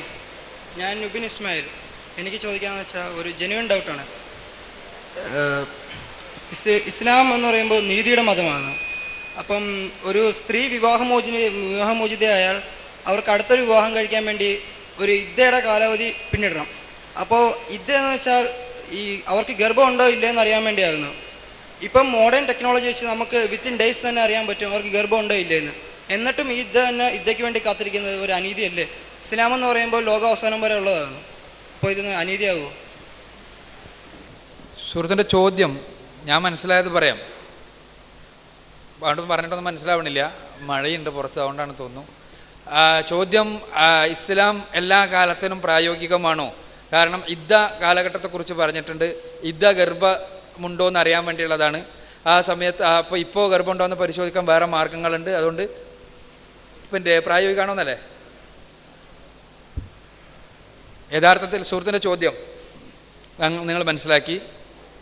ഇസ്ലാം എല്ലാ കാലത്തേക്കും പ്രായോഗികമായ ദർശനമാണ് എന്നാണ് പറയാറുള്ളത്. എന്നാൽ ഒരു ആൾ മരണപ്പെട്ടാൽ അയാളുടെ ഭാര്യ 4 മാസവും 10 ദിവസവും ഇദ്ദ ഇരിക്കണം എന്ന് പറഞ്ഞിട്ടുണ്ട്. അഥവാ വൈവാഹിക കർമ്മത്തിൽ ഏർപ്പെട്ടുകൂടാന്ന് പറഞ്ഞിട്ടുണ്ട്. അതേപോലെ തന്നെ വിവാഹമോചനം ചെയ്താൽ 3 മാസം വിവാഹ ആലോചനകൾ നടത്തിക്കൂടാന്ന് പറഞ്ഞിട്ടുണ്ട്. ഇത് യഥാർത്ഥത്തിൽ ഗർഭിണിയാണോ എന്നറിയാനാണ് ഇപ്പോൾ ആ നിയമത്തിൻ്റെ ആവശ്യമില്ലല്ലോ, കാരണം ഗർഭിണിയാണോ എന്ന് അറിയാൻ മറ്റു മാർഗങ്ങളുണ്ടല്ലോ എന്ന്. ഇത് ഗർഭിണിയാണോ എന്ന് അറിയാനാണ് എന്ന് ആരാ പറഞ്ഞത്? ഇവിടെ ഗർഭിണിയാണോ എന്നറിയാനാണ് എന്ന് നമ്മൾ പറഞ്ഞാണ്. പല കാരണങ്ങളിൽ ഒന്നാണത്. ഇത് എന്താണ് ഇങ്ങനെ ഒരു കാലാവധി വെച്ചത്? ഗർഭിണിയാണോ എന്നറിയാനുള്ള കാലാവധി വെച്ചതിനുള്ള പല കാരണങ്ങളിൽ ഒന്നാണ് ഗർഭിണിയാണോ എന്നറിയൽ. അത് മാത്രമാണെന്ന് ആരും പറഞ്ഞിട്ടില്ല. അങ്ങനെയാണെങ്കിൽ രണ്ടു കൂട്ടർക്ക് 2 ഇദ്ദാ പീരീഡിന്റെ പ്രശ്നമല്ലല്ലോ. മരണപ്പെട്ടാൽ 4 മാസവും 10 ദിവസവും എന്ന് പറഞ്ഞു. അതേസമയം വിവാഹമോചനാണെങ്കിൽ 3 മാസം എന്ന് പറഞ്ഞാൽ എന്താപ്പത്? 2 കൂട്ടർക്കും ഒന്ന് തന്നെയല്ലേ? ഗർഭകാലം അറിയാൻ വേണ്ടി മാത്രമാണെങ്കിൽ 2 കൂട്ടർക്കും 3 മാസം ഉണ്ടായപ്പോരെ? ഇവിടെ പടച്ച തമ്പുരാൻ ഒരു കാര്യം കൽപ്പിക്കുമ്പോൾ അതിൻ്റെ യുക്തി എന്താണ് എന്ന് നമുക്ക് അറിയാൻ കഴിയുന്നതുണ്ടാകാം, അറിയാൻ കഴിയാത്തതുണ്ടാകാം. നമ്മളുടെ വിശദീകരണത്തിന് വിധേയമായതുണ്ടാകാം, അല്ലാത്തതുണ്ടാകാം. ആ വിശദീകരണത്തിന് വിധേയമായ അല്ലാത്ത കാര്യങ്ങൾ അത് വിശദീകരിക്കുവാൻ വേണ്ടി പരിശ്രമിക്കുന്നത് അബദ്ധമാണ് എന്നുള്ളതാണ് സത്യം. ഇപ്പൊ പടച്ചോന്റെ കൽപ്പനകൾ 5 നേരത്തെ നമസ്കാരം പറഞ്ഞിട്ടുണ്ട്. 5 നേരത്തെ നമസ്കാരം അല്ലേ? പടച്ച തമ്പുരാൻ റസൂലുള്ളാഹി സ്വല്ലല്ലാഹു അലൈഹി വസല്ലമയോട് പഠിപ്പിച്ചു 5 നേരത്തെ നമസ്കാരം. എന്തിനായി 5 നേരത്തെ നമസ്കാരം? 5 നേരത്തെ നമസ്കാരം 5 നേരം മനുഷ്യൻ ശുദ്ധമാകാൻ, അല്ലെങ്കിൽ പടച്ച തമ്പുരാനുമായി അടുപ്പിക്കാൻ. ഇത് റസൂലുള്ളാഹി സ്വല്ലല്ലാഹു അലൈഹി വസല്ലം തന്നെ നൽകിയ വ്യാഖ്യാനാണ്. അതിനെ നമ്മൾ വീണ്ടും വ്യാഖ്യാനിക്കുമ്പോൾ ഈ 5 നേരത്തിൽ തന്നെ അതിലൊരു ശാസ്ത്രീയത കാണാൻ പറ്റും. 5 നേരത്തിൽ തന്നെ എന്താണ് ഒരാളുടെ ജീവിതത്തിൻ്റെ ഒരു ദിവസ ജീവിതത്തിൻ്റെ 5 തലങ്ങളെ തിരിച്ചാൽ ഈ 5 നേരവും ആ തലങ്ങൾക്ക് ആരംഭം കുറിക്കുന്ന സമയമാണെന്ന് മനസ്സിലാക്കാൻ പറ്റും. അപ്പോൾ വേറൊരാൾ ചോദിക്കാന്ന് വിചാരിക്കുക, ഈ 5 തലങ്ങൾ ചിലപ്പോൾ ചിലർക്ക് 2 തലങ്ങൾ ഒന്നുണ്ടാവില്ല. ആ 2 തലങ്ങൾ കൂടി ഒന്നാണെങ്കിൽ 4 നേരം നിസ്കരിച്ചാൽ മതിയോ എന്ന് ചോദിച്ചാൽ ഇതെന്താണ്? 5 തലങ്ങളായി തിരിച്ചത് നമ്മളാണ്. 5 തലങ്ങൾക്ക് ഓരോ തലങ്ങളിലാണ് ഈ നമസ്കാരം എന്ന് പറഞ്ഞത് നമ്മളാണ്. ഇത് നമ്മുടെ വ്യാഖ്യാനം മാത്രമാണ്. ആ പരിമിതി നമ്മൾ മനസ്സിലാക്കുക. ഇതേപോലെ തന്നെയാണ് ഇപ്പൊ മദ്യപാനം എന്തുകൊണ്ടാണ് തകരാറ്? പല കാരണങ്ങൾ പറയാം. രോഗമുണ്ടാക്കുന്നു, മദ്യം ഉണ്ട്. ക്യാൻസർ ഉണ്ടാക്കുന്നു, അത് കുടുംബ വഴക്കുണ്ടാക്കുന്നു, പ്രശ്നമുണ്ടാക്കുന്നു, കുഴപ്പമുണ്ടാക്കുന്നു. ഇതെല്ലാം എന്താണ്? മദ്യപാനം ഹറാമാക്കുവാനുള്ള പല കാരണങ്ങളിൽ ഓരോന്നാണ്. എന്നാൽ നമ്മൾ എന്തുകൊണ്ടാണ് മദ്യം കഴിക്കാത്തത്? പടച്ചോൻ പഠിപ്പിച്ചു എന്നുള്ളതുകൊണ്ടാണ്. റസൂലുള്ളാഹി സ്വല്ലല്ലാഹു അലൈഹി വസല്ലം പറഞ്ഞു എന്നുള്ളതുകൊണ്ടാണ്. ഒരു മദ്യം കണ്ടുപിടിച്ചു എന്ന് വിചാരിക്കുക, ഒരു മദ്യം ലഹരി ഉണ്ടാക്കുന്നു. ആ മദ്യം ലഹരി മാത്രമേ ഉണ്ടാക്കുള്ളൂ, യാതൊരു രോഗം ഉണ്ടാക്കൂല, ഒരു പ്രശ്നം ഉണ്ടാവൂല, കരളിന് ക്യാൻസർ ഉണ്ടാവില്ല, ഒരു പ്രശ്നം ഉണ്ടാവില്ല. എന്നാ അത് കുടിക്കാൻ പറ്റുന്നതിന് അർത്ഥമുണ്ടോ? അത് കുടിക്കാൻ പറ്റുന്ന അർത്ഥമുണ്ടോ? ഇല്ല. കാരണം മദ്യം ലഹരി ഉണ്ടാക്കുന്നിടത്തോളം കാലം ഒരു മുസ്ലിമിനെ തൊഴാൻ പറ്റില്ല. കാരണം പടച്ചോൻ കൽപ്പിച്ചത് അതാണ്. അപ്പോൾ ഞാൻ സൂചിപ്പിക്കുന്നത് ഒരു കാര്യത്തിലുള്ള ആ നിർദ്ദേശത്തിന് എന്തുകൊണ്ട് എന്നതിന് നമ്മുടേതായ വ്യാഖ്യാനങ്ങൾ ഉണ്ടാകും. ആ വ്യാഖ്യാനങ്ങൾക്ക് കാലദേശ പരിമിതികൾ ഉണ്ടാകാം. ആ പരിമിതിക്ക് അതീതമായ പലതും പടച്ച തമ്പുരാൻ കാണുന്നതുണ്ടാകും. പടച്ച തമ്പുരാൻ കാണുന്ന പല കാര്യങ്ങളുണ്ടാവും. ആ കാര്യങ്ങളെല്ലാം നമ്മുടെ വിശദീകരണത്തിന് വിധേയമായിക്കൊള്ളണമെന്നില്ല. ഇപ്പം മനസ്സിലായത് ആണ് നമ്മൾ പറയുന്നത്. കുറച്ച് കാലം കഴിയുമ്പോൾ മനസ്സിലാകുന്ന കാര്യങ്ങളുണ്ടാവും. ഇപ്പോൾ നമ്മൾക്ക് മനസ്സിലാകുന്ന കാര്യങ്ങൾക്ക് അപ്പുറത്ത് കുറേ കാലം കഴിയുമ്പോൾ മനസ്സിലാകുന്ന പല കാര്യങ്ങളുണ്ടാകും. അപ്പം അതുകൊണ്ട് തന്നെ പടച്ച തമ്പുരാനിൽ നിന്നുള്ള നിയമങ്ങളെ ആ നിയമങ്ങളായി കാണുകയും ആ നിയമങ്ങൾ അതേപോലെ അനുധാവനം ചെയ്യുകയാണ് വേണ്ടത്. അതിൻ്റെ വിശദീകരണം നമുക്ക് നൽകാം നമ്മുടെ ബുദ്ധി അനുസരിച്ച്. പക്ഷേ അതുകൊണ്ടാണ് ഇത് നമുക്ക് പറയാൻ സാധ്യമല്ല. ഇപ്പോൾ പറഞ്ഞതുപോലെ തന്നെ ഒരാൾ ഗർഭിണിയാണോ എന്നറിയൽ അതിൻ്റെ പല കാരണങ്ങളിലൊന്നാണ്. അത് മാത്രമാണ് നമുക്ക് പറയാൻ നിർവാഹമല്ല. പടച്ചോൻ പഠിപ്പിച്ചു കൽപ്പിച്ചു എന്നുള്ളതുകൊണ്ടാണ് നമ്മൾ ചെയ്യുന്നത് എന്ന് മനസ്സിലാക്കും.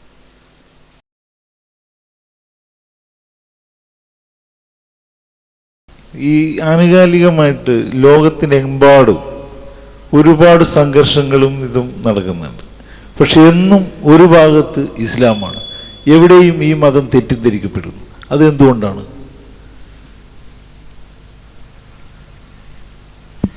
ഈ ആനുകാലിക ലോകത്ത് നടന്നുകൊണ്ടിരിക്കുന്ന സംഘർഷങ്ങളിലെല്ലാം ഒരു ഭാഗത്ത് ഇസ്ലാമായിത്തീരുന്നത് എന്തുകൊണ്ടാണ് എന്നാണ് സുഹൃത്തിൻ്റെ ചോദ്യം.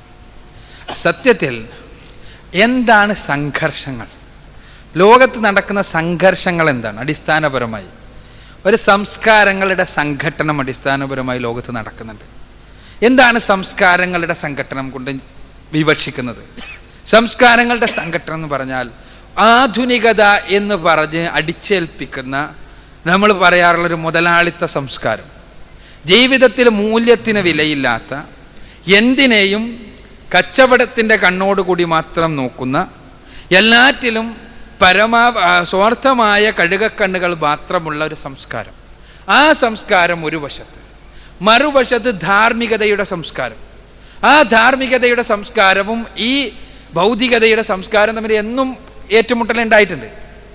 ഇവിടെ ധാർമ്മികതയുടെ സംസ്കാരത്തിന് ആ സംസ്കാരത്തെ ഒന്നിച്ച് ഹൈജാക്ക് ചെയ്തിരിക്കുകയാണ് ഇന്ന് ഭൗതികതയുടെ സംസ്കാരം. ഇന്ന് ദൈവങ്ങൾ ഒരുപാട്, ആത്മീയതയുടെ വക്താക്കൾ ഒരുപാട്, ആത്മീയവാദികൾ ഒരുപാട്. പക്ഷെ അവരെല്ലാവരുടെയും അടിത്തറ ഈ ഭൗതിക സംസ്കാരത്താൽ ഊട്ടപ്പെട്ടതാണ് എന്നുള്ളത് സത്യം. നമ്മൾക്ക് കാണാൻ സാധിക്കുന്ന എല്ലാം ഹൈടെക് ആത്മീയതയുടെ വക്താക്കളെയാണ്. എന്താ ഹൈടെക് ആത്മീയത? മനുഷ്യർക്ക് ഇൻസ്റ്റന്റ് ആയിട്ടുള്ള ആത്മീയ സൗഖ്യം നൽകുന്ന കുറേ ആളുകളെയും കുറേ പ്രസ്ഥാനങ്ങളെയും കുറേ ഗുരുക്കന്മാരെയും കുറേ മനുഷ്യ ദൈവങ്ങളെയും ഇത് സൃഷ്ടിച്ചു വിടുന്ന ഒരു വശത്ത്, അവരുടെ ജീവിതവുമായി അതിന് ബന്ധം ഉണ്ടാവാൻ പാടില്ല. ഇതാണ് പരസ്പരമുള്ള അഡ്ജസ്റ്റ്മെന്റ്. ആത്മീയതയും ഭൗതികതയും തമ്മിലുള്ള അഡ്ജസ്റ്റ്മെന്റ് മനുഷ്യ ജീവിതത്തിൻ്റെ രംഗങ്ങളിൽ നീ ഇന്നത് ചെയ്യരുത്, ഇന്നത് ചെയ്യണം എന്ന് പറയാൻ പാടില്ല. അങ്ങനെ പറയാത്തിടത്തോളം കാലം ആ ആത്മീയതയെ ഭൗതികത അംഗീകരിക്കും.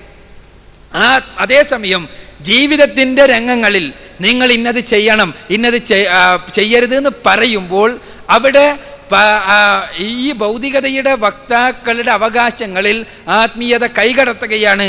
അതുകൊണ്ട് അത് അംഗീകരിക്കാൻ പറ്റില്ല എന്നാണ്. ഇവിടെ ഇസ്ലാം വേറിട്ട് നിൽക്കുന്നു. ഇസ്ലാം വേറിട്ട് നിൽക്കുന്നു എന്ന് പറഞ്ഞാൽ ഇസ്ലാമിനെ സംബന്ധിച്ചിടത്തോളം ഇസ്ലാമിന് ജീവിതത്തിൻ്റെ എല്ലാ ഭാഗത്തും അനുഷ്ഠിക്കേണ്ട, കൃത്യമായി നിർവഹിക്കേണ്ട നിയമനിർദ്ദേശങ്ങളുണ്ട്. അവിടെ കച്ചവടത്തിൻ്റെ രംഗത്ത് എന്തുമായി പള്ളിയിൽ പോയി 5 നേരം നമസ്കരിച്ചാൽ മതി എന്ന് വിശ്വസിക്കുന്ന ഒരു മുസ്ലിമല്ല. അവിടെ അയാൾക്ക് കച്ചവടത്തിൽ അയാൾ പാലിക്കേണ്ട നിയമങ്ങളുണ്ട്. വസ്ത്രധാരണത്തിൻ്റെ രംഗത്ത് എനിക്ക് എന്തുമാകാം, എന്നിട്ടോ എനിക്ക് 5 നേരം പടച്ചവൻ്റെ മുന്നിൽ കുമ്പിടുമ്പോൾ ഞാനൊരു പ്രത്യേക വസ്ത്രം ധരിച്ചാൽ മതി എന്ന് വിചാരിക്കുന്ന വ്യക്തിയും പൂർണ്ണരായ മുസ്ലിമല്ല. അവർക്ക് എന്തുണ്ട്? ആ വസ്ത്രധാരണത്തിൻ്റെ രംഗത്ത് കൃത്യമായ നിയമങ്ങളുണ്ട്. അതേപോലെ തന്നെ ഓരോ രംഗത്തും, ഓരോ ജീവിതത്തിൻ്റെ രംഗത്തും വ്യക്തമായ ധാർമ്മികമായ നിയമങ്ങളുണ്ട്.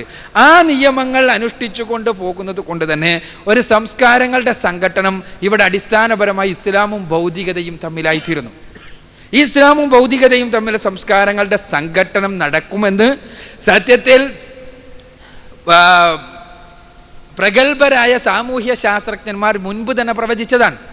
മുൻപ് തന്നെ പ്രവചിച്ച കാര്യമാണത്. കാരണം ബാക്കി ഭൗതിക ദർശനങ്ങളുടെ പരാജയവും അതേപോലെ തന്നെ ഭൗതിക ദർശനങ്ങൾ ജനങ്ങൾക്ക് നൽകിയ, വിശേഷ യുവാക്കൾക്ക് നൽകിയ ഒരു പ്രതീക്ഷയുമെല്ലാം നഷ്ടപ്പെട്ട അവസ്ഥയിൽ ഒരു വശം, മറുവശത്ത് ഈ രൂപത്തിൽ ചൂഷണാധിഷ്ഠിതമായ, സ്വാർത്ഥതയിൽ അധിഷ്ഠിതമായ മുതലാളിത്ത സംസ്കാരത്തിൻ്റെ മുന്നോട്ടുള്ള ഗമനം, ഇത് രണ്ടും കൂടി നടക്കുമ്പോൾ തീർച്ചയായും ഇനി ഒരു പ്രധാനമായ ആക്രമണമുണ്ടാകുക ഇസ്ലാമിക സംസ്കാരത്തിന് നേരെയാണ് എന്ന് പ്രഗത്ഭരായ സാമൂഹ്യ ശാസ്ത്രജ്ഞന്മാർ മുൻപ് തന്നെ പ്രവചിച്ചിട്ടുണ്ട്.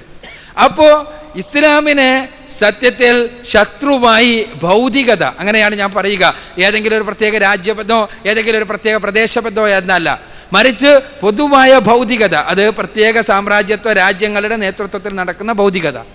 ഈ ഭൗതികത ഇസ്ലാമിനെ ശത്രുവായി കാണുകയും ഇസ്ലാം ടെററിസമാണ് എന്ന്, ഇസ്ലാം ഈ ഭീകരതയാണ് എന്നുള്ള ഒരു മുദ്രാവാക്യം മെനഞ്ഞെടുക്കുകയും ആ മുദ്രാവാക്യത്തിൻ്റെ അടിസ്ഥാനത്തിൽ ഈ മീഡിയ എന്ന ആയുധം ഇസ്ലാമിന് നേരെ തിരിഞ്ഞു നിൽക്കുകയും ചെയ്യുന്ന അവസ്ഥയുണ്ടായി. അങ്ങനെ തിരിഞ്ഞു നിന്നപ്പോൾ ഇസ്ലാമിക ലോകത്തെ പൂർണ്ണമായി ഒരു ഭീകരതയാണ് ഇസ്ലാമിക ലോകത്ത് പൂർണ്ണമായി നടന്നുകൊണ്ടിരിക്കുന്നത് എന്ന് പഠിപ്പിക്കുവാൻ വേണ്ടി തന്നെ ബോധപൂർവമായ ശ്രമങ്ങളുണ്ടായി. നമുക്കറിയാലോ, ഇന്നത്തെ ഏറ്റവും വലിയ ആയുധം ഏതാണ് എന്ന ചോദ്യത്തിന് സാമൂഹ്യ ശാസ്ത്രജ്ഞന്മാർ, വിശേഷിച്ച് മീഡിയ രംഗത്തെ വിദഗ്ധന്മാർ നൽകുന്ന ഉത്തരം മീഡിയയാണ് മുതലാളിത്തത്തിൻ്റെ അതിശക്തമായ ആയുധം എന്നാണ്. ആറ്റം ബോംബ് സർവ്വസംഹാരിയാണെങ്കിൽ, ന്യൂട്രോൺ ബോംബ് ജീവനുള്ള വസ്തുക്കളെ മാത്രം നശിപ്പിക്കുന്നതാണെങ്കിൽ, അതേപോലെ തന്നെ മറ്റ് ബോംബുകൾക്കെല്ലാം അവയുടേതായ കഴിവുകളുണ്ടെങ്കിൽ, അതിമാരകമായ മീഡിയ എന്ന ആയുധം മനുഷ്യൻ്റെ ആത്മാവിനകത്തേക്ക് കയറി ചെന്ന് അവൻ്റെ ശത്രുവാക്കി മാറ്റുന്നു എന്നാണ് മീഡിയ രംഗത്തെ വിദഗ്ധന്മാർ സൂചിപ്പിക്കുന്നത്. ഈ മീഡിയ എന്ന ആയുധം പ്രത്യേകമായി മുസ്ലിങ്ങളുടെ നേരെ തിരിച്ചു വെക്കുകയും അങ്ങനെ ഒരു പ്രത്യേകമായ ഡബിൾ സ്റ്റാൻഡേർഡുകൾ പഠിപ്പിച്ച്, ഇരട്ട അളവുകോലുകൾ പഠിപ്പിച്ച് ഇസ്ലാമിനെയും മുസ്ലിങ്ങളെയും തെറ്റിദ്ധരിപ്പിക്കുവാൻ വേണ്ടി തന്നെയുള്ള ബോധപൂർവമായ ശ്രമങ്ങൾ നടത്തുകയും ചെയ്തു കഴിഞ്ഞ ഒരു 8-10 പതിറ്റാണ്ടുകളായി. ഈ ശ്രമത്തിൻ്റെ ഭാഗമാണ് ഞാൻ പറഞ്ഞ ഇസ്ലാം ടെററിസമാണ് എന്നുള്ള വാദം കടന്നു വരുന്നത്, ആ ഒരു ബോധം കടന്നു വരുന്നത്. ലോകത്ത് നടക്കുന്ന സകല പ്രശ്നങ്ങളുടെയും കാരണം ഇസ്ലാമാണ് എന്നുള്ള വിചാരം കടന്നു വരുന്നത്. നിങ്ങൾ ചിന്തിച്ചു നോക്കുക, മീഡിയ നമ്മുടെ എല്ലാം മനസ്സിൽ തന്നെ ഉണ്ടാക്കുന്ന ഇരട്ട അളവുകോലുകളെ കുറിച്ച്. മീഡിയ നമ്മളുടെ മനസ്സിലുണ്ടാക്കുന്ന ഇരട്ട അളവുകോലുകൾ എത്രത്തോളാണ്? ഇപ്പോൾ കാൾ മാർക്സിന്റെ താടി കണ്ടാൽ നമ്മൾ അത് ബുദ്ധിജീവനത്തിന്റെ താടിയായി മനസ്സിലാക്കും. മീഡിയ നമ്മളെ മനസ്സിൽ തരുന്ന ഇരട്ട അളവുകോലുകളാണ് ഞാൻ പറയുന്നത്. ഒരു ശാസ്ത്രജ്ഞന്റെ താടി കണ്ടാലോ അത് അദ്ദേഹത്തിൻ്റെ ബൗദ്ധികതയുടെ തെളിവായിട്ട് നമ്മൾ മനസ്സിലാക്കും. അതേ താടി വെച്ച ശാസ്ത്രജ്ഞൻ ഒരു മുസ്ലിം ആണെങ്കിലോ അത് ഫണ്ടമെന്റലിസത്തിന്റെ ചിഹ്നമായി നമ്മൾ മനസ്സിലാക്കും. ഒരേ ഡ്രസ്സ് കന്യാസ്ത്രീ ധരിക്കുമ്പോൾ അത് കാരുണ്യത്തിൻ്റെയും സ്നേഹത്തിൻ്റെയും പ്രതീകമാണ്. അതേ ഡ്രസ്സ് ഒരു മുസ്ലിം സ്ത്രീ ധരിക്കുമ്പോൾ അത് ജഡത്വത്തിൻ്റെയും പിന്നോക്കത്തിൻ്റെയും അറിവില്ലായ്മയുടെയും പ്രതീകമാണ്. ബോംബ് പാകിസ്ഥാനും അഫ്ഗാനിസ്ഥാനും ഉണ്ടാക്കുമ്പോൾ ഇസ്ലാമിക ബോംബാണ്. അതേ ബോംബ് അമേരിക്കയും യൂറോപ്യൻ നാടുകളും ഉണ്ടാക്കുമ്പോൾ അത് മാനവികതയുടെ ബോംബാണ്. ഒരേ സാധനമാണ്, പക്ഷേ നമ്മളെ പഠിപ്പിക്കുന്നത് അതാണ്. നിങ്ങൾക്കറിയാമല്ലോ രണ്ടാം ലോക മഹായുദ്ധത്തിൽ ഹിരോഷിമ നാഗസാക്കികളിൽ വീണ ആറ്റം ബോംബുകളെ കുറിച്ച്. എന്തേ സഖ്യകക്ഷികൾ ജർമ്മനിയും ഇറ്റലിയുമായിരുന്നിട്ടും ആ സഖ്യകക്ഷികളിലെ പ്രധാനികൾ ജർമ്മനിയും ഇറ്റലിയുമായിരുന്നിട്ടും ആ പ്രധാനികളായ സഖ്യകക്ഷികളുടെ ഇറ്റലിയിലെ ഏതെങ്കിലും ഒരു നഗരത്തിലോ ജർമ്മനിയിലെ ഏതെങ്കിലും ഒരു നഗരത്തിലോ ആറ്റം ബോംബിടാതെ ജപ്പാനിൽ ആറ്റം ബോംബിടുവാൻ പ്രേരിപ്പിച്ച പ്രേരക ശക്തി എന്തായിരുന്നു എന്ന് ഇന്നും അനലൈസ് ചെയ്യപ്പെട്ടിട്ടില്ല. ഇറ്റലിയിലും ജർമ്മനിയിലുമുള്ള യൂറോപ്യന്മാരായ വെളുത്ത തൊലിയുള്ള കത്തോലിക്കരായ പ്രൊട്ടസ്റ്റന്റുകാരായ സത്യക്രിസ്ത്യാനികൾ അവർ മരിക്കേണ്ടതില്ല എന്നും ജപ്പാനിലെ ഏഷ്യക്കാരായ ബുദ്ധമത വിശ്വാസികൾ അവർ മരിച്ചു കൊള്ളട്ടെ എന്നും തീരുമാനിച്ച ആ മഹാചിന്തക്ക് നാം മാനവികത എന്ന് പേരിട്ട് വിളിക്കുകയാണ്. അവിടെയാണ് ഇരട്ട അളവുകോലുകൾ ശ്രദ്ധേയമാകുന്നത്. ഞാൻ സൂചിപ്പിക്കുന്നത് ഒരേ കാര്യം തന്നെ ഒരു കൂട്ടർ ചെയ്യുമ്പോഴൊന്നും മറ്റൊരു കൂട്ടർ ചെയ്യുമ്പോൾ വേറൊന്നുമായി മാറുന്നു നമ്മുടെ മീഡിയകളിലൂടെ കടന്നു വരുമ്പോൾ. അതുകൊണ്ട് ഈ മീഡിയ പഠിപ്പിക്കുന്ന ഒരു തെറ്റായ പ്രചാരണമാണ് സത്യത്തിൽ ഇസ്ലാമാണ് എല്ലായിടത്തുമുള്ള പ്രശ്നങ്ങൾക്ക് കാരണമെന്നുള്ളത്. ഇനി നിങ്ങൾ ചിന്തിച്ചു നോക്കുക, എവിടെയാണ് ഇസ്ലാം പ്രശ്നമുണ്ടാക്കിയത്? എവിടെയാണ് രണ്ട് തലത്തിൽ നിൽക്കുമ്പോൾ ഇസ്ലാം പ്രശ്നമുണ്ടാക്കിയത്? നമുക്ക് ഏറ്റവും പരിചയമുള്ള പലസ്തീൻ തന്നെ എടുക്കാം. നമുക്ക് ഏറ്റവും പരിചയമുള്ള സ്ഥലമാണല്ലോ, ഏറ്റവും അധികം ഇന്ന് പ്രശ്നങ്ങൾ നടക്കുന്ന പ്രദേശമാണല്ലോ. എന്താണ് അവിടെ സംഭവിച്ചത്? പലസ്തീനികൾ നൂറ്റാണ്ടുകളായി തങ്ങളുടെ മാതാപിതാക്കൾ ജനിച്ച് ജീവിച്ച് വളർന്ന തങ്ങളുടെ സ്വന്തം മണ്ണിൽ നിന്ന് ഒരു ദിവസം അടിച്ചിറക്കപ്പെടുകയും അവർക്ക് മണ്ണ് നഷ്ടപ്പെടുകയും അവർക്ക് സ്വന്തം രാജ്യം നഷ്ടപ്പെടുകയും ചെയ്തപ്പോൾ, ആ രാജ്യം നഷ്ടപ്പെട്ടപ്പോൾ അവർക്ക് നേരെ അവരെ അടിച്ചിറക്കിയ കുങ്കാണിമാർ, ആ കുങ്കാണിമാർക്ക് ആയുധം നൽകിക്കൊണ്ടും അതേപോലെ തന്നെ അവർക്ക് ശക്തി പകർന്നുകൊണ്ടും ലോകത്തെ സാമ്രാജ്യത്വം നിലനിന്നപ്പോൾ ഇവർ മറ്റ് രാജ്യങ്ങൾ, ഈ രൂപത്തിലുള്ള ഭീകരത ലോകത്ത് വളർത്തിയ രാജ്യങ്ങൾ, അവർ ഈ പാവപ്പെട്ട പലസ്തീനികളെ കൊന്നൊടുക്കിക്കൊണ്ട് മുന്നോട്ട് പോയപ്പോൾ നമ്മൾ മീഡിയകൾ, ലോകം ഭീകരത എന്ന് പറഞ്ഞത് ആരെക്കുറിച്ചാണ്? ഇന്നും പറഞ്ഞുകൊണ്ടിരിക്കുന്നത് ആരെക്കുറിച്ചാണ്? നമുക്കറിയാം, പാവപ്പെട്ട പലസ്തീനികൾ, ആ പലസ്തീനി കുട്ടികൾ തങ്ങളുടെ കവണകളിൽ കല്ലുകളുണ്ടാക്കി ഞങ്ങളുടെ പൂർവ്വപിതാക്കൾ ഞങ്ങൾക്ക് വേണ്ടി സമ്മാനിച്ച ഞങ്ങളുടെ മണ്ണ് ഞങ്ങൾക്ക് തരണമെന്ന് പറയുമ്പോൾ അത് ഭീകരതയാണ്. അതേസമയം ഇസ്രായേൽ എന്ന മഹത്തായ മാനവിക രാഷ്ട്രം ആ പാവപ്പെട്ട കുട്ടികൾക്ക് നേരെ ബോംബെറിയുമ്പോൾ അത് മാനവികതയ്ക്ക് വേണ്ടിയാണ്, സമാധാനത്തിന് വേണ്ടിയാണ്. ഇതാണ് നമ്മുടെ മീഡിയ നമ്മളെ പഠിപ്പിച്ച മുദ്രാവാക്യം. ലോകത്ത് നിങ്ങൾ പരിശോധിച്ച് നോക്കുക, പ്രശ്നങ്ങൾ നടക്കുന്ന പ്രദേശങ്ങളിലധികവും ഇതേ രൂപത്തിലുള്ള സാംസ്കാരിക അധിനിവേശത്തിൻ്റെതാണ്. ഈ സാംസ്കാരിക അധിനിവേശത്തിന് കാരണം, സാംസ്കാരിക അധിനിവേശം നടക്കുമ്പോൾ അവിടെ പ്രതിരോധപരമായി നിലകൊള്ളുന്നത് ഇസ്ലാമും മുസ്ലിങ്ങളുമാണ് എന്നുള്ളത് കൊണ്ടാണ്. ഇപ്പൊ നിങ്ങൾ ഇന്ത്യയുടെ ഒന്നാം സ്വാതന്ത്ര്യ സമരം എടുത്തു നോക്കുക. ഇന്ത്യയുടെ സ്വാതന്ത്ര്യ സമരം നമുക്കറിയാമല്ലോ. ഇന്ത്യയിൽ ബ്രിട്ടീഷുകാർ പെട്ടെന്ന് ഒരു ദിവസം വന്നിട്ട് കയറിയതല്ല, മറിച്ച് ഇന്ത്യയിലെ നാട്ടുരാജാക്കന്മാരെ പ്രീണിപ്പിച്ചും പ്രലോഭിപ്പിച്ചും തന്നെയാണ് ബ്രിട്ടീഷുകാർ മെല്ലെ മെല്ലെ ഭരണം ഏറ്റെടുത്തത്. പക്ഷേ ബ്രിട്ടീഷുകാരുടെ ഭരണം മുന്നോട്ട് പോയപ്പോൾ സ്വാഭാവികമായി അതൊരു സാംസ്കാരിക കടന്നാക്രമണമായിരുന്നു. അതിന് ഒരു ആദർശപരമായ അടിത്തറയുണ്ടായിരുന്നു. അതുകൊണ്ട് തന്നെ മുസ്ലിങ്ങൾക്ക് അതിന് നേരെ പ്രതിരോധിക്കുക അനിവാര്യമായി തീർന്നു അവരുടെ മതവിശ്വാസത്തിന്റെ ഭാഗമായി. അതാണ് ഒന്നാം സ്വാതന്ത്ര്യ സമരത്തിലെത്തിയത്. ഒന്നാം സ്വാതന്ത്ര്യ സമരത്തിന് കാരണം വഹാബി പ്രസ്ഥാനമാണ് എന്ന് ആ സ്വാതന്ത്ര്യ സമരത്തെക്കുറിച്ച് പഠിച്ചിട്ടുള്ള ആളുകൾക്കെല്ലാം അറിയാവുന്നതാണ്. അപ്പം ഞാൻ പറയുന്നത് അത് ഒരു സ്വാതന്ത്ര്യ സമര പ്രസ്ഥാനമായി മുന്നോട്ട് പോയത്, ആ സ്വാതന്ത്ര്യ സമര പ്രസ്ഥാനത്തെ നമുക്ക് വേണമെങ്കിൽ ഇന്ന് വിളിക്കാം, അല്ലെങ്കിൽ ബ്രിട്ടീഷുകാർ അന്ന് വിളിച്ചിട്ടുണ്ടാകും അതിനെ ഭീകരത എന്നും അതിനെ ഗറില്ല യുദ്ധമുറകൾ എന്നെല്ലാം ചിലപ്പോൾ വിളിച്ചിട്ടുണ്ടാകും. ഇതിന് കാരണം അടിസ്ഥാനപരമായി മതം ഒരു ചോദനയും പ്രചോദനവുമായി നിലകൊള്ളുന്ന സമൂഹങ്ങളിൽ സാംസ്കാരികമായ അധിനിവേശം അസാധ്യമായി തീരുമ്പോൾ അവരെ നശിപ്പിക്കുവാൻ വേണ്ടി സാമ്രാജ്യത്വം പരിശ്രമിക്കുന്നു എന്നുള്ളത്. ഏത് പ്രദേശം എടുത്തു നോക്കുക, ഈ രൂപത്തിലുള്ള പ്രശ്നങ്ങളുള്ള പ്രദേശങ്ങൾ, ചെച്നിയയായിരുന്നാലും ബോസ്നിയയായിരുന്നാലും ഏത് പ്രദേശം എടുത്തു നോക്കിയാലും അധിക പ്രദേശങ്ങളിലും കാണാൻ സാധിക്കുക ഈ സത്യമാണ്. മതം അവരുടെ ജീവിതത്തെ നിയന്ത്രിക്കുന്ന ഒരു അടിസ്ഥാന കാര്യമായി നിൽക്കുകയും സാംസ്കാരിക അധിനിവേശത്തിന് സന്നദ്ധമായി സാമ്രാജ്യത്വം പരിശ്രമിക്കുമ്പോൾ അവർ സ്വാഭാവികമായി അവരുടെ നിലനിൽപ്പിന് വേണ്ടി കിട്ടുന്ന കല്ലെടുത്തെറിയുകയും ചെയ്യുന്നു. അവരെ പ്രതികളാക്കി, അവരെ ഭീകരവാദികളാക്കി, അവരെ വർഗീയവാദികളാക്കി, അവരെ ഭീകരന്മാരാക്കി ചിത്രീകരിക്കുവാൻ മീഡിയ പരിശ്രമിക്കുന്നു. ഇതാണ് ഇന്ന് വരെ നടന്നിട്ടുള്ളത്. നമുക്കറിയാമല്ലോ, അഫ്ഗാനിസ്ഥാനിൽ നടന്ന യുദ്ധത്തിൻ്റെ സമയത്ത് സെപ്റ്റംബർ 11 നടന്ന ആക്രമണം, ആ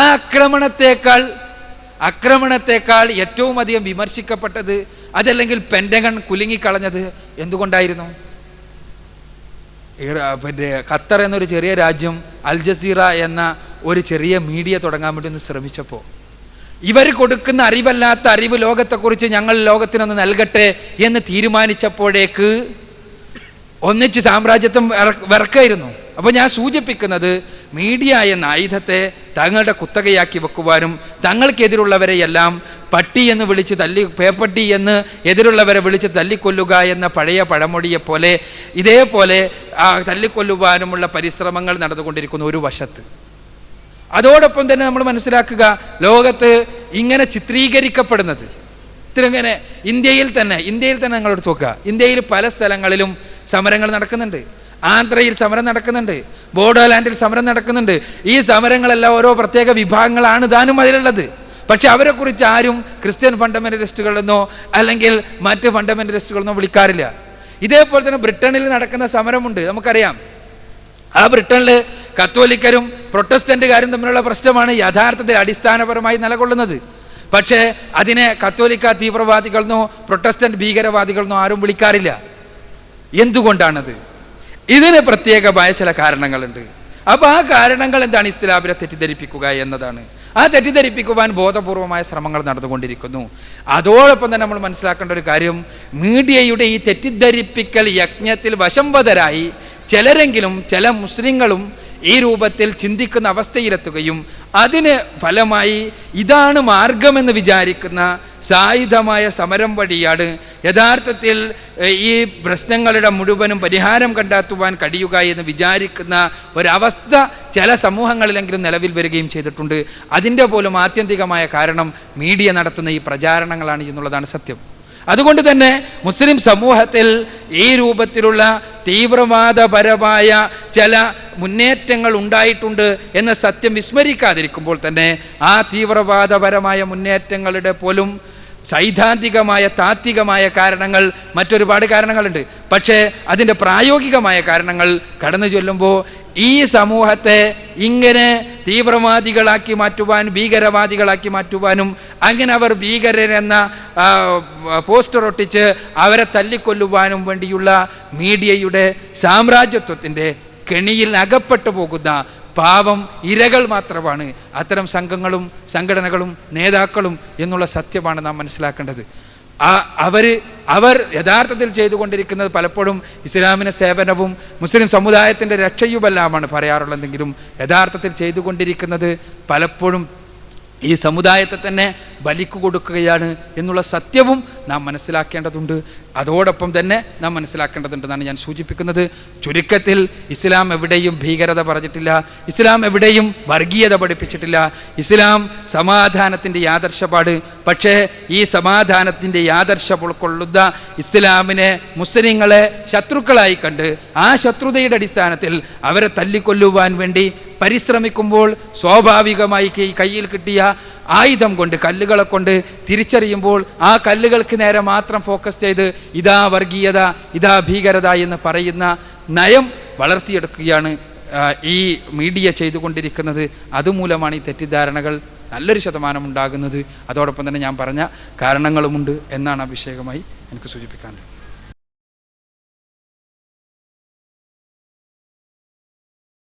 എൻ്റെ പേര് രവീന്ദ്രൻ. രവി എന്ന് വിളിക്കും, പെരുമ്പാവൂർ സ്വദേശി. എനിക്ക് 2 ചോദ്യമുണ്ട്. കഴിഞ്ഞ ദിവസം കോട്ടയത്ത് വന്നിട്ട് എനിക്ക് ചോദ്യം ചോദിക്കാൻ സമയം കിട്ടിയില്ല. ചെറിയ ചോദ്യമാണ്, എന്തെങ്കിലും തെറ്റുകൾ പറ്റിയിട്ടുണ്ടെങ്കിൽ ക്ഷമിക്കണം. കാഫറുകൾ എന്ന് മുസ്ലിങ്ങൾ വിളിക്കുന്നത് മറ്റു മതസ്ഥരെയാണ്. ഇസ്ലാമിൻ്റെ അടിസ്ഥാനമായ തൗഹീദിനെതിരായി പ്രവർത്തിക്കുന്നവരെയും നിർബന്ധ കർമ്മമായ നമസ്കാരം ഒഴിവാക്കുന്നവരെയും എന്തു വിളിക്കും?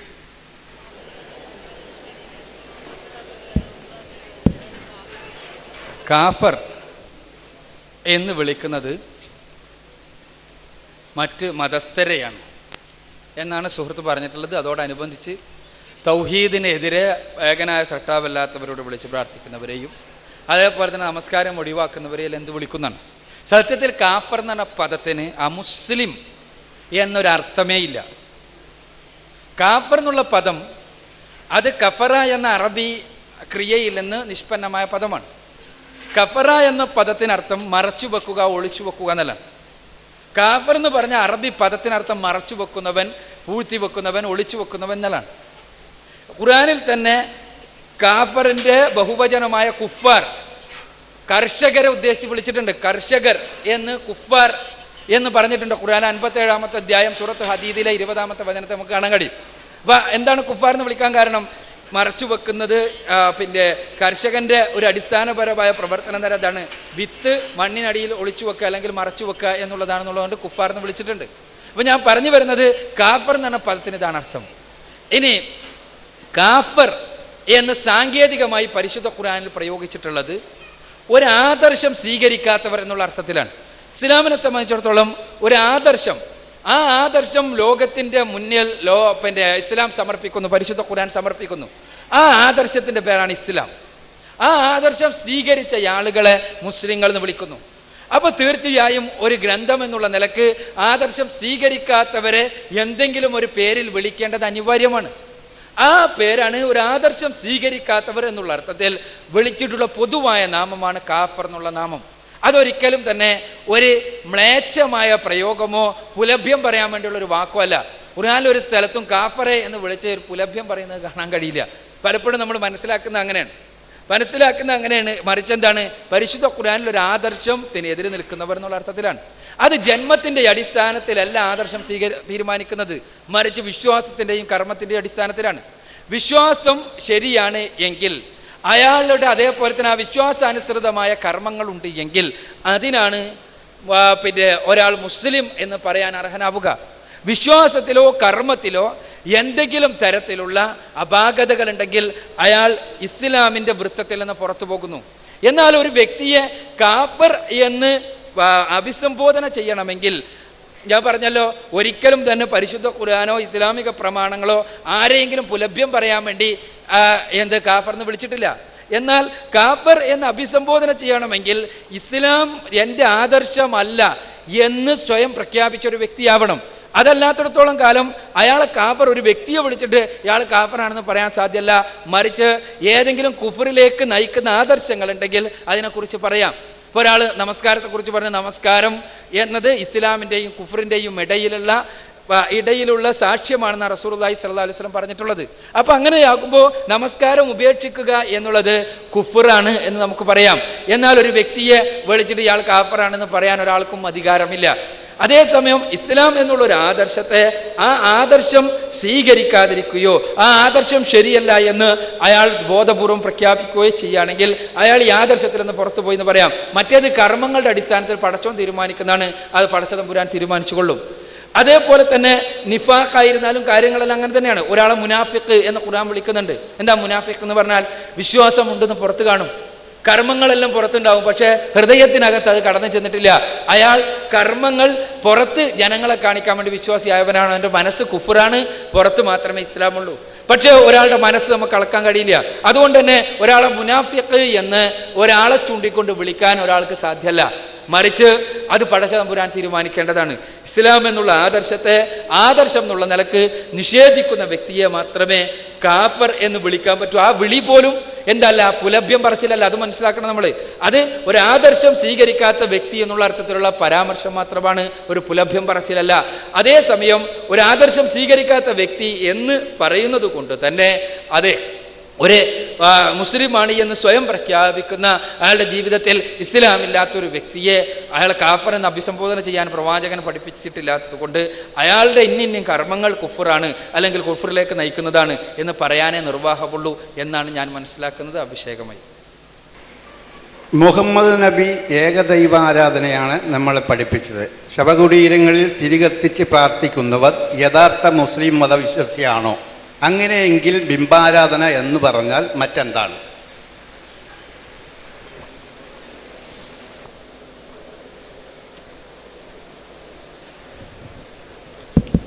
സഹോദരന്റെ പേരൊന്നും കൂടി പറഞ്ഞു.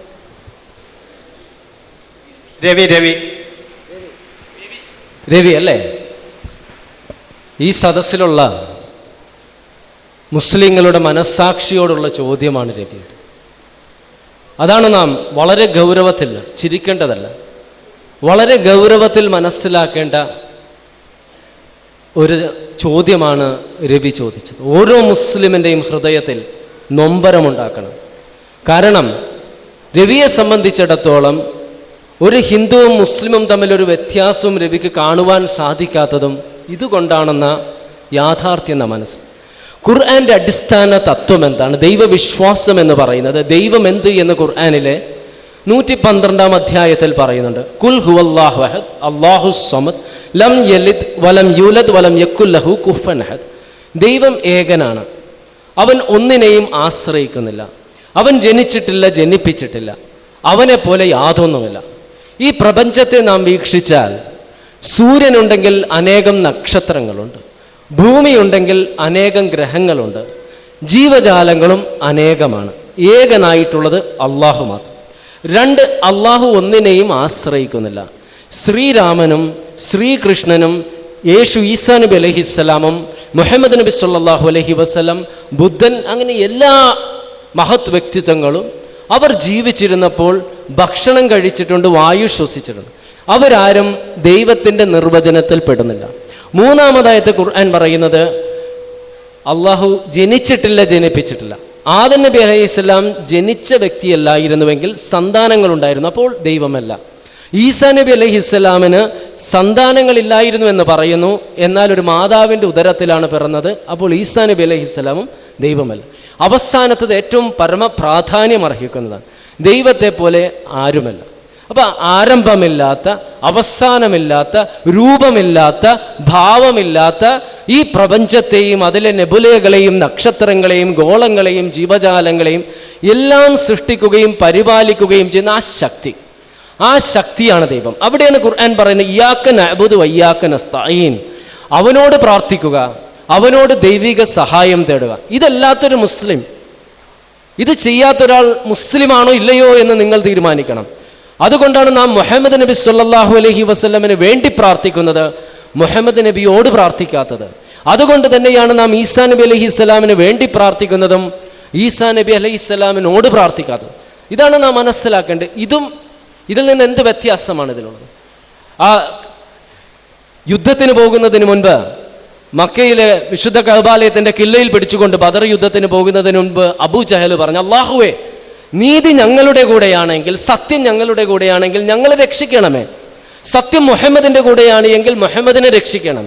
അപ്പോൾ അന്ന് അബൂ ജഹലിനും അന്നത്തെ ബഹുദൈവ വിശ്വാസികൾക്കും എല്ലാവർക്കും തന്നെ അള്ളാഹുവിൽ വിശ്വാസമുണ്ടായിരുന്നു. മുഹമ്മദ് നബിക്കും മുഹമ്മദ് നബിയുടെ അനുയായികൾക്കും അള്ളാഹുവിൽ വിശ്വാസമുണ്ടായിരുന്നു. അപ്പോൾ എന്താണ് വ്യത്യാസം? അവർ ബിംബങ്ങളെ ആരാധിച്ചിരുന്നു. ബിംബങ്ങൾ എന്താണ്? കല്ലാണ്. ഇന്നത്തെ ഖബർ എന്താണ്? യാതൊരു വ്യത്യാസവുമില്ല. ലഅനല്ലാഹുൽ യഹൂദ വന്നസ്വാറ ഇത്തഖദു ഖബൂർ അംബിയാഹിം മസാജിദ്. അള്ളാഹു ശപിച്ചിരിക്കുകയാണ് യഹൂദരെയും നസ്രാണികളെയും. എന്താണ്? അവരുടെ പ്രവാചകന്മാരുടെ ഖബറുകളെ അവർ ആരാധനയിടമാക്കി. അല്ലാഹുമ്മ ലാ തജ്അൽ ഖബറി വസനൻ യുഅബദ്. പ്രവാചകൻ ഹൃദയത്തിൽ തട്ടി പ്രാർത്ഥിച്ചതാണ്, അല്ലാഹുവേ, എൻ്റെ ഖബറിടം ആരാധനയിടമാക്കരുതെന്ന്. അസഹ്യമായ വേദന കൊണ്ട് പ്രവാചകൻ പുളഞ്ഞ് മരണശൈലിയിൽ കിടക്കുമ്പോഴും പ്രവാചകൻ ഹൃദയത്തിൽ തട്ടി പ്രാർത്ഥിച്ചു, അല്ലാഹുവേ, ഈസാ നബിയുടെ അനുയായികൾ ഈസാ നബിയെ ദൈവമാക്കിയതുപോലെ എൻ്റെ അനുയായികൾ ഒരിക്കലും എനിക്ക് ദിവ്യത്വം കൽപ്പിക്കരുത്, എൻ്റെ ഖബറിടം ഒരിക്കലും ആരാധനയിടമാക്കരുത്. അതുകൊണ്ട് നാം മനസ്സിലാക്കുക, ഒന്നിലും ദിവ്യത്വം കൽപ്പിക്കുവാൻ പറ്റില്ല. ഒരു പേന കൊണ്ട് വക്കാലത്തിൽ ഞാൻ ഒപ്പിട്ടാൽ കേസ് ജയിക്കുമെന്ന് പറഞ്ഞാൽ ഞാൻ ഇസ്ലാമിന് പുറത്താണ്. കാരണം പേനയ്ക്ക് ഞാൻ അമാനുഷികത കൽപ്പിക്കുകയാണ്. എൻ്റെ പേഴ്സിൽ പണമിട്ടാൽ, ഈ പേഴ്സിൽ പണമിട്ടാൽ എനിക്ക് പിന്നീടും പണം ലഭിക്കുമെന്ന ചിന്ത എനിക്കുണ്ട് എങ്കിൽ ഞാൻ ഇസ്ലാമിൽ നിന്ന് പുറത്താണ്. കാരണം ഞാൻ പേഴ്സിന് ദിവ്യത്വം കൽപ്പിക്കുക. അതുകൊണ്ട് രവിയുടെ ചോദ്യം വളരെ പ്രസക്തമാണ്. ഈ സദസ്സിലെ മുസ്ലിങ്ങളോടുള്ള ചോദ്യമാണത്. ബുദ്ധിപൂർവം യുക്തിപൂർവം അത് മനസ്സിലാക്കുക. കാരണം ഏകനായ അദർശനായ അള്ളാഹുവിനോട് മാത്രമേ പ്രാർത്ഥിക്കുവാനും അവനോട് മാത്രമേ സഹായം തേടുവാനും അവൻ്റെ മുൻപിൽ മാത്രമേ ശിരസ് കുമ്പിടുവാനും മുസ്ലിങ്ങൾക്ക് പാടുള്ളൂ.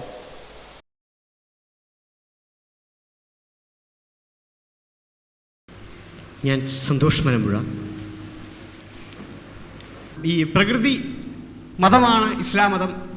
എന്തായാലും ഇസ്ലാം മതത്തെക്കുറിച്ച് എന്തെങ്കിലുമൊക്കെ പഠിക്കാൻ കഴിയുമെന്ന വിശ്വാസത്തിലാണ് ഞാനിവിടെ വന്നത്, എന്തെങ്കിലും അറിയാൻ കഴിയുമെന്ന വിശ്വാസത്തിൽ. അപ്പോൾ ഈ പ്രകൃതി മതമായ ഇസ്ലാം, നേരത്തെ ബഹുമാനപ്പെട്ട പ്രസംഗൻ പറഞ്ഞതുപോലെ ഈ അഹിംസയെ പ്രോത്സാഹിപ്പിക്കുന്നു. അല്ലെങ്കിൽ ഈ ജന്തുബലിയെ ഞാൻ പഠിക്കുന്നത് ശ്രീനാരായണ ധർമ്മത്തിലൂടെ ഞാൻ മനസ്സിലാക്കുന്നത്, ശവത്തെ കണ്ടാൽ ഒന്ന് കുളിക്കണം, എന്നാൽ തിന്നാലോ എന്നാണ് ഗുരു ചോദിച്ചത്. ശവത്തെ കണ്ടാൽ ഒന്ന് കുളിക്കണം, അപ്പം തിന്നാലോ? ശവത്തെ തിന്നുന്ന ഒരു ഒരു ഒരു രീതി പ്രോത്സാഹിപ്പിക്കുന്നുണ്ടോ ഈ പ്രകൃതി മതം എന്നറിഞ്ഞാൽ കൊള്ളാം. താങ്ക്സ്. വളരെ പ്രസക്തമായൊരു ചോദ്യമാണ് സുഹൃത്തോട് ചോദിച്ചിട്ടുള്ളത്. പിന്നെ ശവത്തെ കൊന്നാൽ അല്ലെങ്കിൽ കണ്ടാൽ കുളിക്കണം എന്ന് പറയുമ്പോൾ അപ്പോൾ തിന്നാലോ എന്ന് ചോദിച്ച ഗുരുദേവ ദർശനം. അപ്പോൾ യഥാർത്ഥത്തിൽ ഇസ്ലാം പ്രകൃതി മതമാണെങ്കിൽ അത് എതിർക്കുകയല്ലേ വേണ്ടത്, അഹിംസയെ എതിർക്കുകയല്ലേ വേണ്ടത്? അഹിംസയെ എതിർക്കുകയല്ലേ വേണ്ടത്? അഹിംസയുടെ ആളുകളാവല്ലേ വേണ്ടത്? ഹിംസ എന്താണ് എന്നത് മുതൽ തുടങ്ങണമെന്ന് തോന്നുന്നു. അഹിംസ എന്ന തത്വം താത്വികമായി അപ്രായോഗികമായൊരു തത്വമാകുന്നു. ഇസ്ലാം പ്രകൃതി മതമായതുകൊണ്ട് തന്നെ അപ്രായോഗികമായൊരു തത്വത്തെ സ്വീകരിക്കുവാൻ ഇസ്ലാമിന് കഴിയില്ല. എന്തുകൊണ്ടെന്നാൽ അഹിംസയിൽ 100% വിശ്വസിക്കാൻ നമുക്ക് ആർക്കും കഴിയില്ല. നമ്മൾ ശ്വസിക്കുന്നവരാണെങ്കിൽ അഹിംസയിൽ 100% വിശ്വസിക്കാൻ നമുക്ക് കഴിയില്ല. നമ്മൾ ഭക്ഷിക്കുന്നവരാണെങ്കിൽ അഹിംസയിൽ 100% അധിഷ്ഠിതമാകാൻ നമുക്ക് കഴിയില്ല. നമ്മൾ അസുഖം വന്നാൽ മരുന്ന് കഴിക്കുന്നവരാണെങ്കിൽ. ഇത് മൂന്നും ഞാൻ പറഞ്ഞത് വളരെ ബോധപൂർവമാണ്. നമ്മൾ ശ്വസിക്കുമ്പോൾ നൂറുകണക്കിന് ജീവികളുടെ നാശത്തിന് നിമിത്തമായിക്കൊണ്ടാണ് നമ്മൾ ശ്വസിക്കുന്നത്. അതുകൊണ്ടാണ് അഹിംസയെ വ്യാഖ്യാനിച്ച് അഹിംസയുടെ പൂർണ്ണ തലത്തിലെത്തിയ ആളുകൾ എന്ന് പറയുന്ന ജൈനന്മാർ മൂക്കിൻ്റെ അടുത്ത് അരിപ്പ് കെട്ടി നടക്കുന്ന അവസ്ഥാവിശേഷം ഉണ്ടാവണേ. അതേപോലെ തന്നെ നമ്മൾ ഭക്ഷിക്കുമ്പോൾ, ഇവിടെ ഭക്ഷണത്തിൻ്റെ നമുക്ക് പറയാം, രോഗം വരുമ്പോൾ നമ്മൾ മരുന്ന് കഴിക്കുമ്പോൾ നൂറുകണക്കിന് ജീവികളെ നശിപ്പിച്ചുകൊണ്ടാണ് നമ്മൾ നമ്മുടെ സ്വാർത്ഥമായ താല്പര്യം സംരക്ഷിക്കുന്നത്. നൂറുകണക്കിന് ജീവികൾ, വൈറസുകളും ബാക്ടീരിയകളും നശിച്ചു പോകുന്നു. ഇനി ഭക്ഷണത്തിൻ്റെ വിഷയം എന്താണ്? യഥാർത്ഥത്തിൽ ജീവൻ എന്ന് പറഞ്ഞാൽ ജീവൻ എല്ലാ കോശത്തിലുള്ളതാണ്. അടിസ്ഥാനപരമായി ജീവൻ ജൈവ വസ്തുവാണല്ലോ. അപ്പോൾ കോശങ്ങളിൽ മുഴുവനും ജീവനുണ്ട്. ആ ജീവനെ ഹനിക്കുകയാണ് എന്ത് തിന്നുന്ന ഞാനും.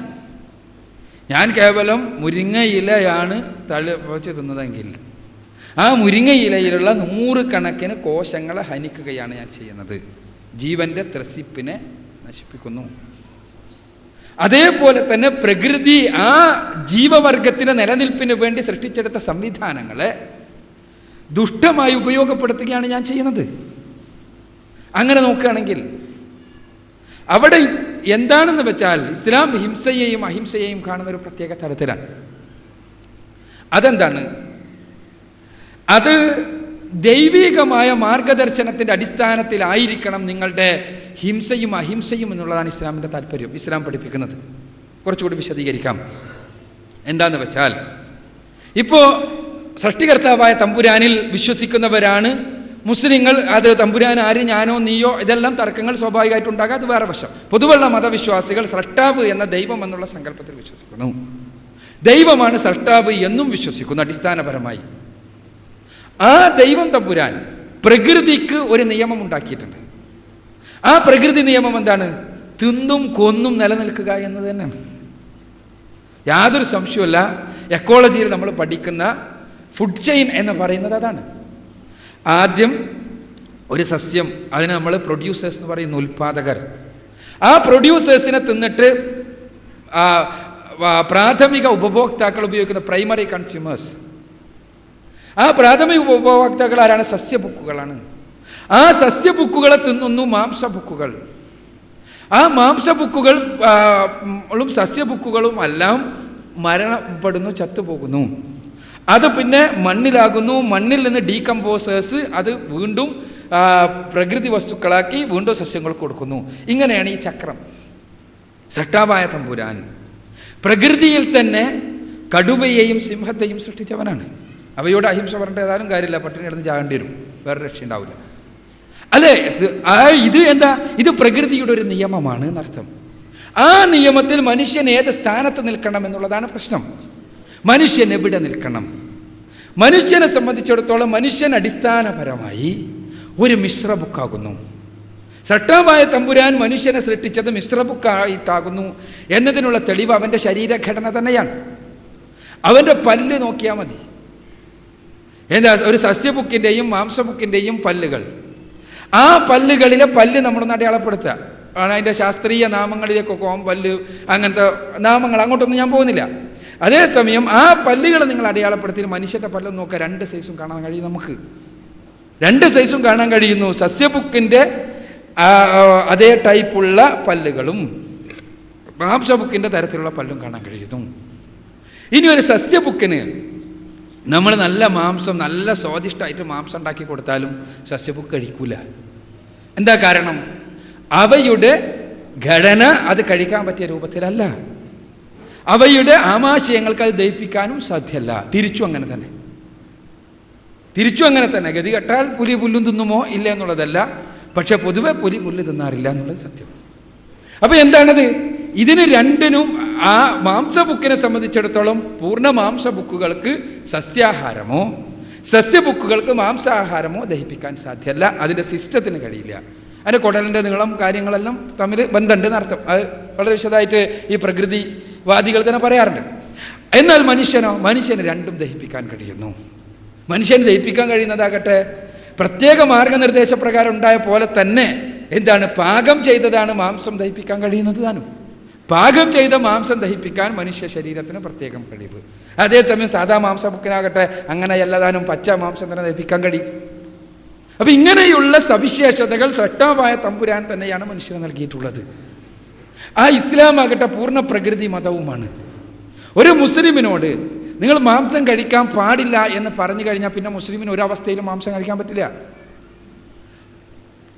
മഞ്ഞ് മലകളിൽ ജീവിക്കുന്ന ജിപ്സി മുസ്ലിമാകാം, അയാൾക്കൊരു മുസ്ലിമായി ജീവിക്കാൻ കഴിയേണ്ടതുണ്ട്. അയാൾ മാംസമല്ലാതെ എന്ത് ഭക്ഷിക്കാനാ?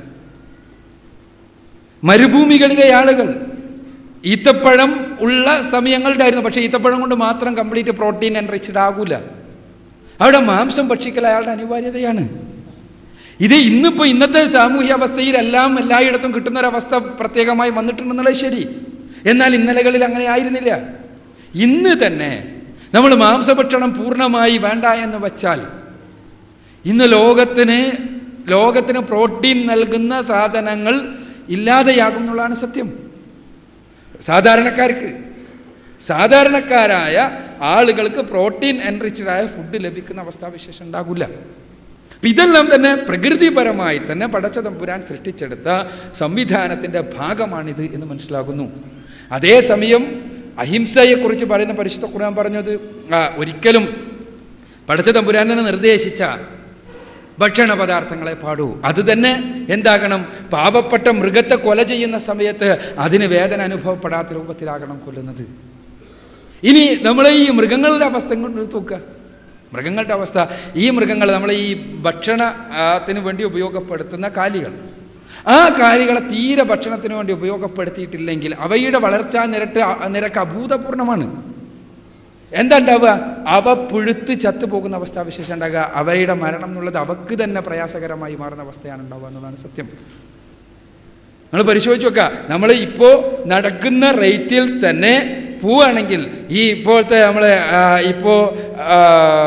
അഹിംസാ സിദ്ധാന്തം നമ്മൾ പൂർണ്ണമായിട്ട് ഇന്ത്യ രാജ്യത്ത് നടപ്പാക്കിയാൽ ഈ കന്നുകാലികളൊന്നും യാതൊരു ഉപയോഗത്തിനും പറ്റാതാവും. കേവലം പാലിന് മാത്രം പറ്റുന്ന അവസ്ഥാവിശേഷം വരും. പാലിന് അല്ലാതെ തന്നെ ആൺകന്നുകാലികളെ കേവലം ക്രോസിങ്ങിന് മാത്രം പറ്റുന്ന അവസ്ഥ ഉണ്ടാവുക. അവയെ സംരക്ഷിക്കുക എന്നുള്ള വലിയ ബാധ്യതയാകും.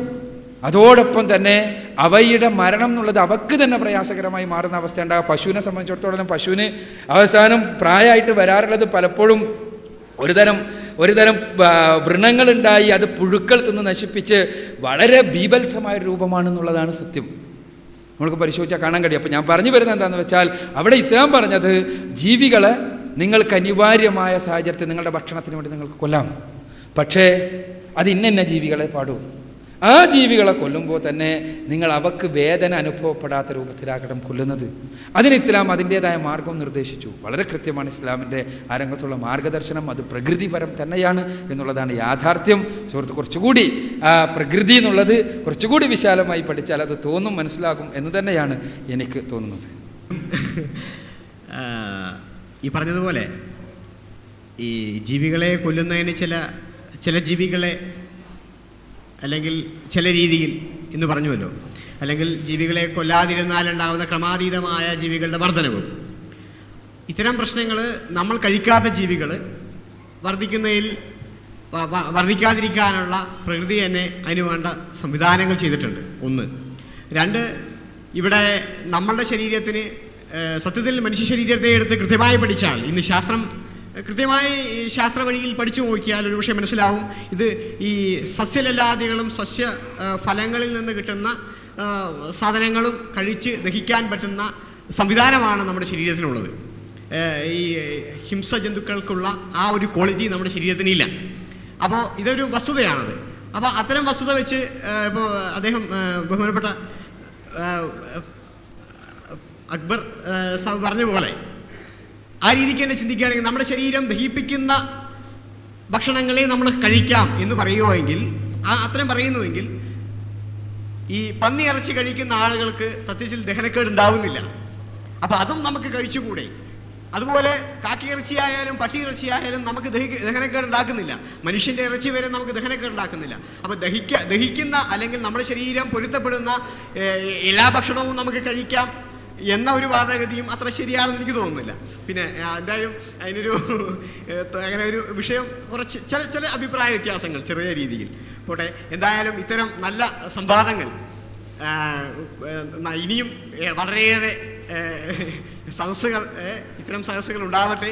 ഇത്തരം സദസ്സുകൾ ഇനി തെരുവുകളിലേക്ക് എന്ന് വെച്ചാൽ ഓപ്പൺ ഓഡിറ്റോറിയങ്ങളിലൂടെ, കാരണം കൂടുതൽ ഈ സംവാദങ്ങളിലേക്കോ അല്ലെങ്കിൽ ഇത്തരം സദസ്സുകളിലേക്കോ വരാൻ വേണ്ടി വരുന്ന ആളുകൾ, കാരണം ഇവിടേക്ക് എത്തിച്ചെല്ലണം എന്ന് ഉദ്ദേശിച്ച് വരുന്ന ആളുകൾ മാത്രമേ ഇവിടെ എത്തുന്നുള്ളൂ. അതല്ലാതെ വഴിപോക്കന്മാർക്ക് പോലും അല്ലെങ്കിൽ വെറുതെ പോകുന്ന ആളുകൾക്ക് പോലും ഇതിൻ്റെ ഗുണം കിട്ടത്തക്ക രീതിയിൽ ഇത് ക്രമീകരിക്കാൻ കഴിഞ്ഞാൽ വളരെ ഉപകാരമായിരിക്കും. അത്തരമൊരു പ്രവർത്തനങ്ങൾക്ക് ഇപ്പോൾ ഈ പരിപാടിയിൽ വന്ന ശേഷം തന്നെ എനിക്ക് അത്തരം ഒന്ന് രണ്ട് ആശയമാണ് എനിക്ക് തോന്നിയത്.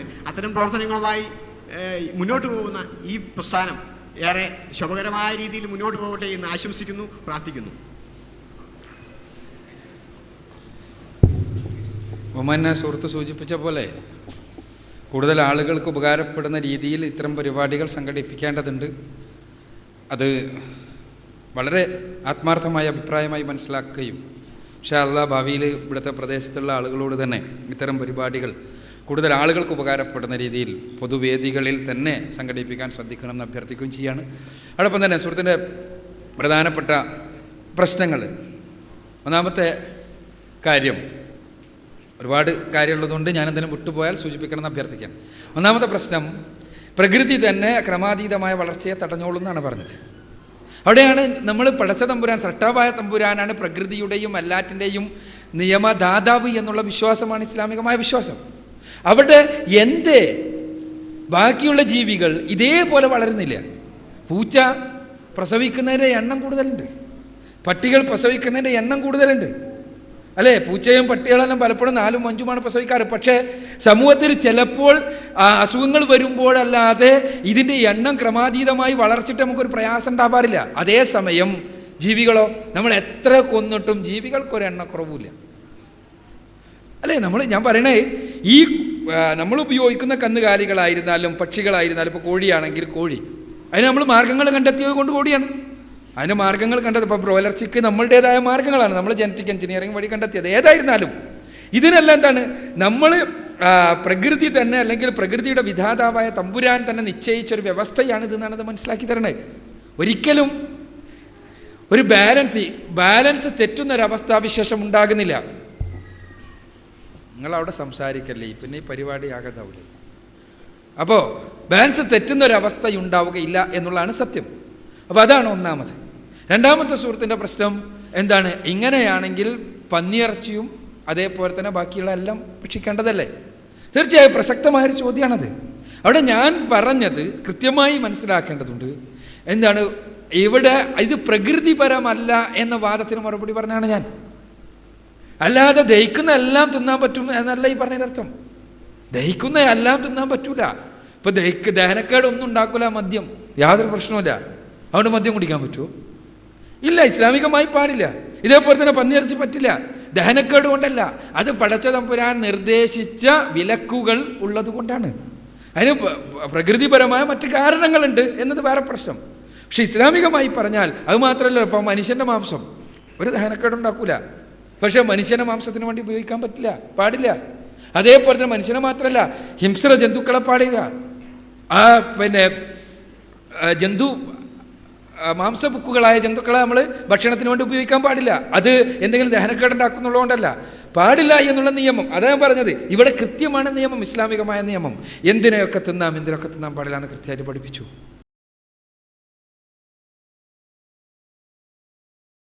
ബഹുമാനപ്പെട്ട പണ്ഡിതമാന്യൻ MM അക്ബർ, വേദിയിൽ സന്നിധരായിരിക്കുന്ന മറ്റ് പണ്ഡിതന്മാരെ, ഗുരുനാഥന്മാരെ, മാതാപിതാക്കളെ, സഹോദരി സഹോദരന്മാരെ, എൻ്റെ പേര് മുനീർ, സ്ഥലം ശൂർനാട്. എനിക്ക് ചോദിക്കാനുള്ള ഒരു ചോദ്യം മനുഷ്യൻ്റെ ഉൽപ്പത്തിയെക്കുറിച്ചുള്ളതാണ്. അതായത് ലോകത്ത് മതങ്ങൾ പല രീതികളിൽ മനുഷ്യൻ്റെ ഉൽപ്പത്തിയെക്കുറിച്ച് വിശ്വസിക്കുന്നു. അതുപോലെ തന്നെ ശാസ്ത്രത്തിന് അതിൻ്റേതായ വാദഗതികളുമുണ്ട്. എവല്യൂഷൻ തിയറി ഡാർവിൻ സ്ഥാപിക്കുമ്പോൾ അത് ഒന്നിൻ്റെ തുടർച്ചയായി വികാസങ്ങളിലൂടെ അത് മനുഷ്യൻ്റെ പൂർത്തീകരണത്തിൽ എത്തിയെന്ന് വാദിക്കുന്നു. എന്നാൽ ലോകത്തിലെ ഏറ്റവും കൂടുതൽ ജനങ്ങൾ ക്രിസ്ത്യാനികളും മുസ്ലിങ്ങളുമാണ്, പകുതിയിലധികം. ഈ ആളുകളുടെ വിശ്വാസത്തിൻ്റെ അടിസ്ഥാനത്തിൽ മനുഷ്യനെ സർവ പ്രപഞ്ചങ്ങളും സൃഷ്ടിച്ച രക്ഷിതാവ് ഒരു സുപ്രഭാതത്തിൽ ഭൂമിയിൽ വെച്ചും പ്രപഞ്ചത്തിൽ വെച്ചും കിട്ടാവുന്നതിൽ വെച്ച് ഏറ്റവും ശ്രേഷ്ഠമായ ചെടി കൊണ്ട് നിർമ്മിക്കപ്പെട്ടു. ആദമിൻ്റെ ആദ്യത്തെ രൂപീകരണത്തിന് ശേഷം, ഇത് ഇച്ചിരി ചോദ്യം തന്നെയാണ്, രൂപീകരണത്തിന് ശേഷം അതിൻ്റെ ജീവൻ കൊടുക്കുകയും തുടർന്ന് ആദമിൻ്റെ വാരിയലിൽ നിന്ന് ഹവ്വ ബീബിയെ സൃഷ്ടിക്കപ്പെടുകയും ചെയ്തു. അങ്ങനെ മനുഷ്യൻ്റെ ഉൽപ്പത്തിയുടെ ഒരു പൂർത്തീകരണം അവിടെ സാധ്യമാകുന്നു. തുടർന്ന് അവരുടെ മക്കളായി കായീനും ആബേലും രൂപം കൊള്ളുന്നു.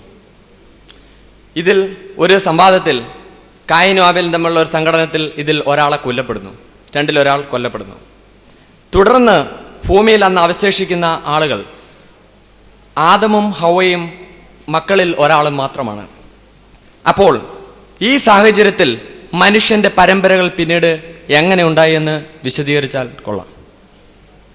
സുഹൃത്തിൻ്റെ ചോദ്യം എന്താണ് എന്ന് വളരെ കൃത്യമല്ല. സുഹൃത്ത് ആദ്യം പറഞ്ഞു വന്നത് സൃഷ്ടിയെക്കുറിച്ച് രണ്ട് വീക്ഷണങ്ങളുണ്ട്.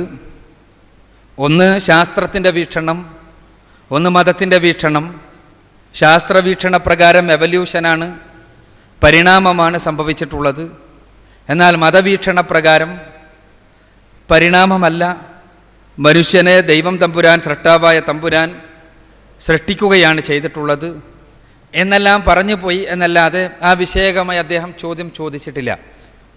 അദ്ദേഹം പിന്നീട് ആദാമിൻ്റെയും ഹവ്വയുടെയും കഥ പറയുകയും ആദാം ഹവ്വ ദമ്പതികളിൽ നിന്നുണ്ടായ ഒരു പുത്രനും മറ്റൊരു പുത്രനും തമ്മിൽ സംഘട്ടനമുണ്ടായി, അങ്ങനെ ഒരു പുത്രൻ മാത്രം ബാക്കിയായി, പിന്നെ എങ്ങനെ മനുഷ്യരുണ്ടായി എന്നാണ് സുഹൃത്തിൻ്റെ ചോദ്യം എന്നാണ് ഞാൻ മനസ്സിലാക്കുന്നത്. പിന്നെ എങ്ങനെ മനുഷ്യ സമൂഹം വളർന്നു വികസിച്ചു എന്നതാണ് ചോദ്യമെന്നാണ് ഞാൻ മനസ്സിലാക്കുന്നത്. സുഹൃത്ത് ഇതല്ല അദ്ദേഹത്തിൻ്റെ ചോദ്യമെങ്കിൽ അദ്ദേഹമാണ് വിശദീകരിക്കേണ്ടത്. ഇത് തന്നെ ആയിരിക്കും എന്നാണ് ഞാൻ വിചാരിക്കുന്നത്, അല്ലേ? ഇവിടെ ആദാമും ഹവ്വയും സൃഷ്ടാവായ തമ്പുരാൻ്റെ പ്രത്യേകമായ സൃഷ്ടികളാണ്, സവിശേഷമായ സൃഷ്ടികൾ, തിരഞ്ഞെടുക്കപ്പെട്ട സൃഷ്ടികൾ. പ്രത്യേകമായി ഇവിടെ സൂചിപ്പിക്കപ്പെട്ടതുപോലെ തന്നെ കളിമണ്ണിൻ്റെ സത്തിൽ നിന്ന് സൃഷ്ടിക്കപ്പെട്ടവർ. അതിൽ നിന്ന് പിന്നെ ആദാമിൻ്റെ ശരീരത്തിൽ നിന്ന് ഹവ്വയും സൃഷ്ടിക്കപ്പെട്ടു. ഏതായിരുന്നാലും ഇങ്ങനെ ആദ്യത്തെ ദമ്പതികൾ രൂപം കൊണ്ടു, അവർക്ക് മക്കളുണ്ടായി. അവർക്ക് 2 മക്കളെ ഉണ്ടായിട്ടുള്ളൂ എന്ന് വേദഗ്രന്ഥങ്ങളൊന്നും പഠിപ്പിക്കുന്നില്ല എന്ന് നാം ആദ്യം മനസ്സിലാക്കേണ്ടതുണ്ട്. അവരുടെ 2 മക്കളുടെ ഒരു സംഘട്ടനത്തിൻ്റെ കഥ പരിശുദ്ധ ഖുർആനും ബൈബിളും പഠിപ്പിക്കുന്നുണ്ട് എന്നത് നേര്. പക്ഷേ 2 മക്കളെ ഉണ്ടായിട്ടുള്ളൂ എന്ന് വേദഗ്രന്ഥങ്ങളൊന്നും പഠിപ്പിക്കുന്നില്ല. തീർച്ചയായും അവർക്ക് പെൺമക്കൾ ഉണ്ടായിരുന്നിരിക്കണം, ആൺമക്കളും ഉണ്ടായിരുന്നിരിക്കണം. ആ ആൺമക്കളും പെൺമക്കളും തമ്മിൽ ശാരീരികമായി ബന്ധപ്പെടേണ്ടത് അനിവാര്യമായിരുന്ന ആ സമയത്ത് ദൈവിക മാർഗദർശനപ്രകാരം തന്നെ അവർ ശാരീരികമായ ബന്ധം പുലർത്തിയിരിക്കണം. കുടുംബ ബന്ധം, സഹോദരി സഹോദരന്മാർ തമ്മിൽ നിലനിന്നിരിക്കണം. അതിൻ്റെ സ്വാഭാവികമായ പരിണിതിയായ മക്കളുണ്ടാവുകയും സമൂഹം നിലനിൽക്കുകയും ചെയ്തിരിക്കണം. അപ്പോൾ തിരിച്ചൊരു ചോദ്യമുണ്ടാകാം, സഹോദരി സഹോദരന്മാർ തമ്മിൽ ശാരീരിക ബന്ധമോ? അതെ, സഹോദരി സഹോദരന്മാർ തമ്മിൽ ബന്ധം പാടില്ല എന്ന് പഠിപ്പിച്ചത് പടച്ച തമ്പുരാനാണ്. ആ പടച്ച തമ്പുരാൻ പഠിപ്പിച്ചത് കൊണ്ടാണ് മനുഷ്യർ അല്ലെങ്കിൽ പ്രവാചകന്മാർ, പടച്ച തമ്പുരാനിൽ നിന്ന് നിയോഗിക്കപ്പെട്ട പ്രവാചകന്മാർ പഠിപ്പിച്ചത് കൊണ്ടാണ് മനുഷ്യർ ആ രൂപത്തിലുള്ള ബന്ധത്തിന് തയ്യാറാകാത്തത്. പക്ഷേ പലപ്പോഴും മനുഷ്യനെ കേവലം ആൾക്കുരങ്ങിൻ്റെ നട്ടെല്ലിന് വരികയും താടിയെല്ലിന് ആകൃതി വ്യത്യാസം ഉണ്ടാവുകയും ചെയ്തപ്പോൾ ഉണ്ടായൊരു ഹോമോസാപ്പിയൻ മൃഗം മാത്രമായി കാണുന്ന ആളുകൾക്ക് എന്താണ് ഈ സഹോദരി സഹോദരന്മാർ തമ്മിൽ ബന്ധം പാടില്ല എന്ന് പറയുന്നതിൻ്റെ രഹസ്യം എന്താണ് എന്ന് മനസ്സിലാകാറില്ല, അല്ലെങ്കിൽ അതിൻ്റെ അടിത്തറ എന്താണ് എന്ന് മനസ്സിലാകാറില്ല. യഥാർത്ഥത്തിൽ പടച്ച തമ്പുരാൻ പഠിപ്പിച്ചത് കൊണ്ടാണ് ഇങ്ങനെ ബന്ധം ഇല്ലാത്തത് പാടില്ല എന്നുള്ള നിശ്ചയമുണ്ടായത്. മൃഗങ്ങളുടെ ലോകത്ത് ആ രൂപത്തിലുള്ള യാതൊരു ധാർമ്മിക നിയമങ്ങളുമില്ല.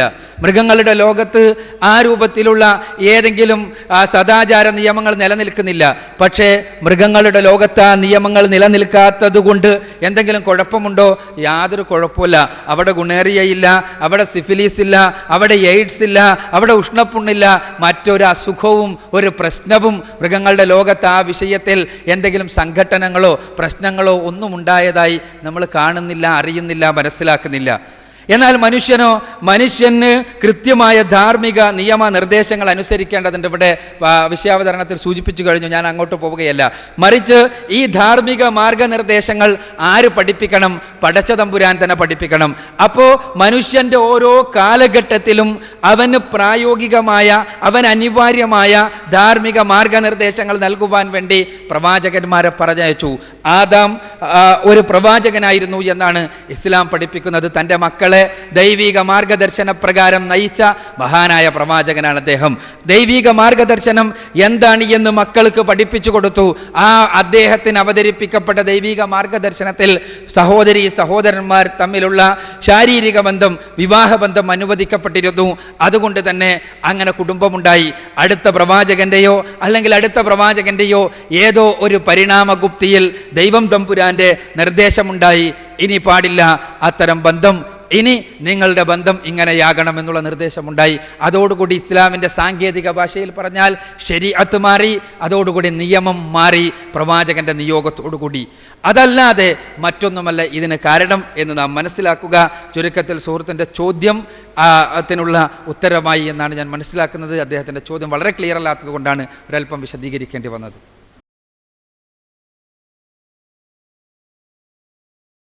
അസ്സലാമു അലൈക്കും. എൻ്റെ പേര് സലീം, കടുങ്ങല്ലൂർ. അല്ലാഹു കാരുണ്യവാനാണ് എന്ന് പറയും. എന്നാൽ ജീവിതത്തിലുണ്ടാകുന്ന ചില തെറ്റുകൾ, വ്യഭിചാരം, അതുപോലെ തന്നെ മദ്യപാനം തുടങ്ങിയ തെറ്റുകൾക്ക് അല്ലാഹു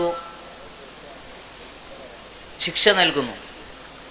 എന്നാൽ വിശ്വാസികളായ ആളുകളെ സംബന്ധിച്ചിടത്തോളം അവർ ചെയ്ത തെറ്റ്, അതിനുശേഷം അവർ ചെയ്ത തെറ്റിനുള്ള ശിക്ഷ ലഭിച്ചതിന് ശേഷം അവരെ സ്വർഗത്തിലേക്ക് പ്രവേശിപ്പിക്കുമെന്നും വിശുദ്ധ ഖുർആനിൽ കാണുന്നു.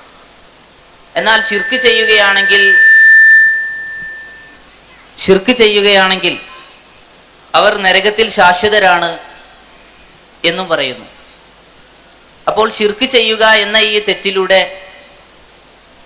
അവരെ കഠിനമായ ശിക്ഷയ്ക്ക്, ആ നരക ശിക്ഷയിൽ അവരെ ശാശ്വതരാക്കുക എന്നത് ദൈവത്തിൻ്റെ കാരുണ്യത്തിന് നിരക്കുന്നതാണോ എന്നതാണ് എൻ്റെ സംശയം.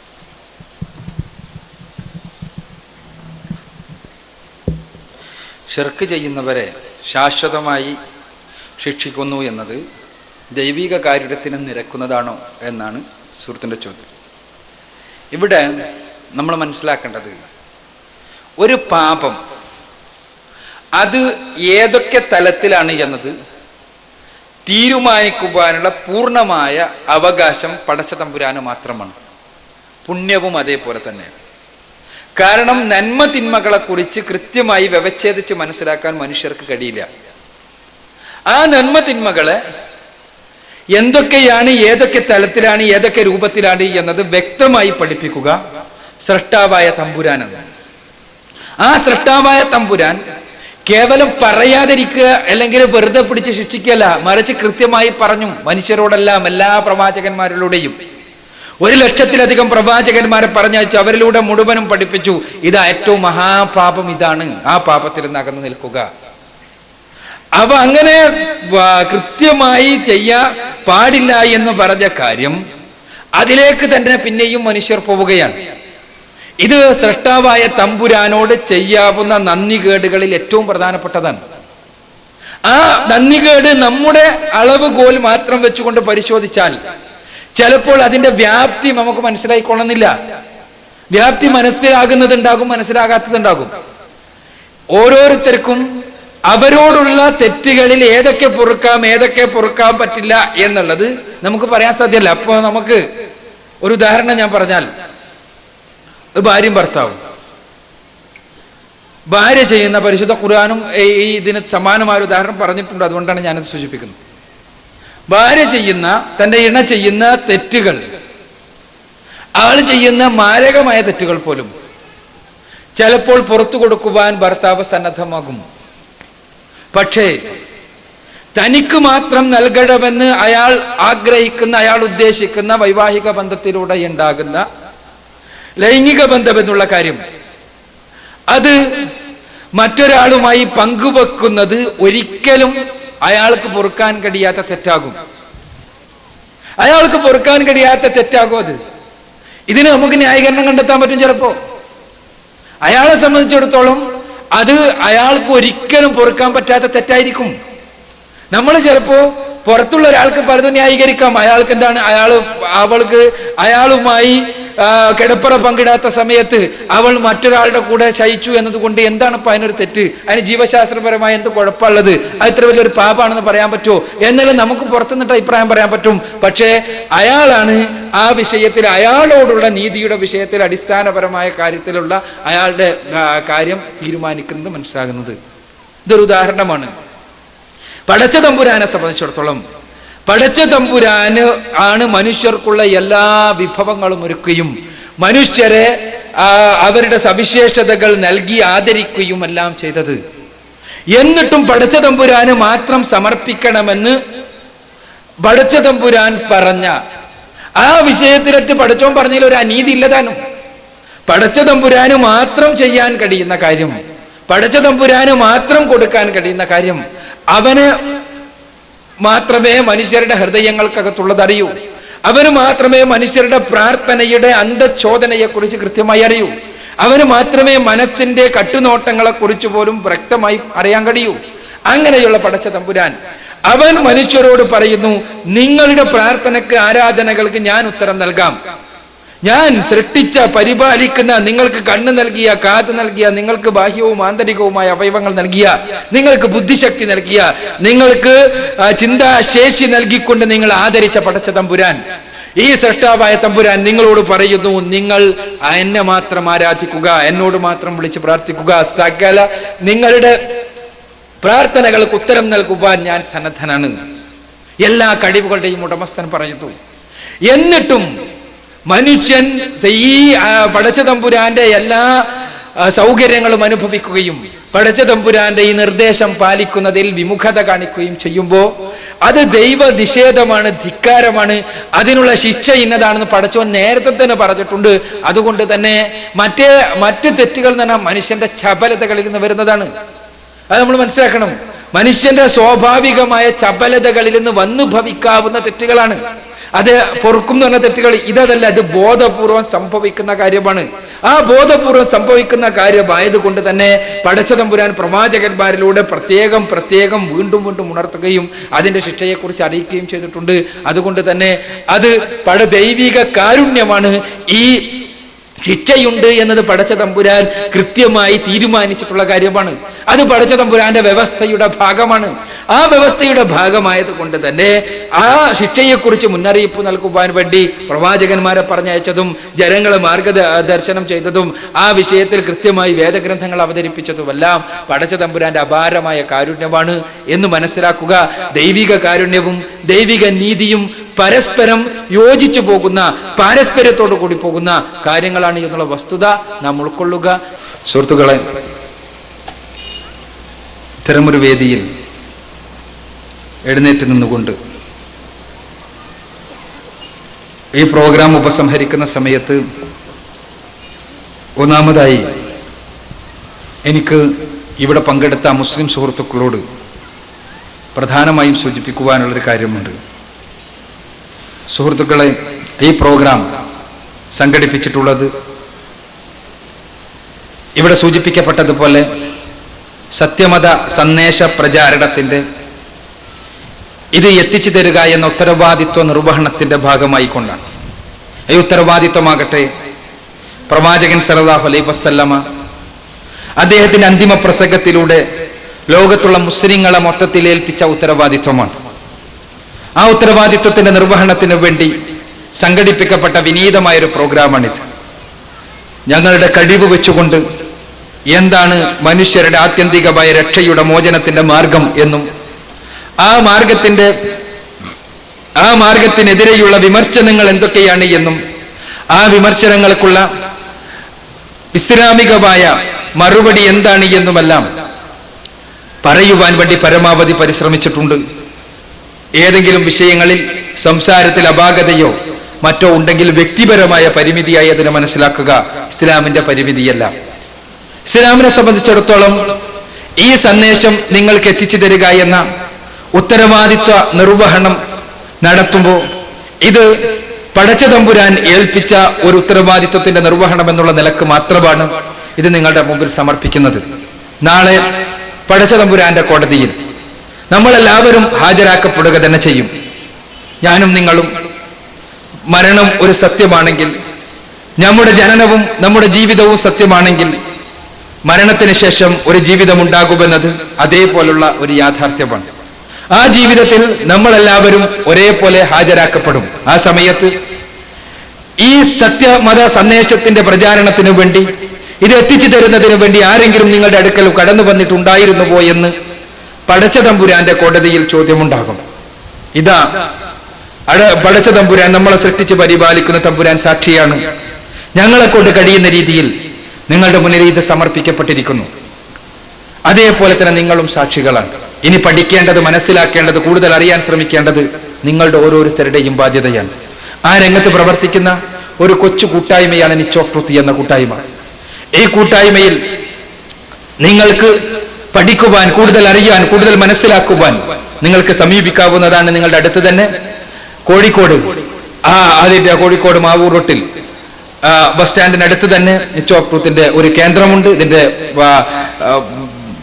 കേന്ദ്ര ഓഫീസ് എറണാകുളത്താണ് സ്ഥിതി ചെയ്യുന്നത്. നിങ്ങൾക്ക് കൂടുതൽ പഠിക്കാൻ, മനസ്സിലാക്കാൻ, അറിയാൻ, ഏതെങ്കിലും കാര്യങ്ങളിൽ വിമർശനാത്മകമായ വിശകലനമുണ്ടെങ്കിൽ അതിനെക്കുറിച്ച് കൂടുതൽ അറിയാൻ എല്ലാം നിച്ച് ഓഫ് ട്രൂത്തിന്റെ കേന്ദ്രങ്ങളിൽ നിങ്ങൾക്ക് ബന്ധപ്പെടാവുന്നതാണ്. അല്ലെങ്കിൽ കൂടുതൽ പഠിക്കാൻ നിച്ച് ഓഫ് ട്രൂത്തുമായി നേരിട്ട്, എറണാകുളത്തെ കേന്ദ്രവുമായി നേരിട്ട് ബന്ധപ്പെടാവുന്നതാണ്.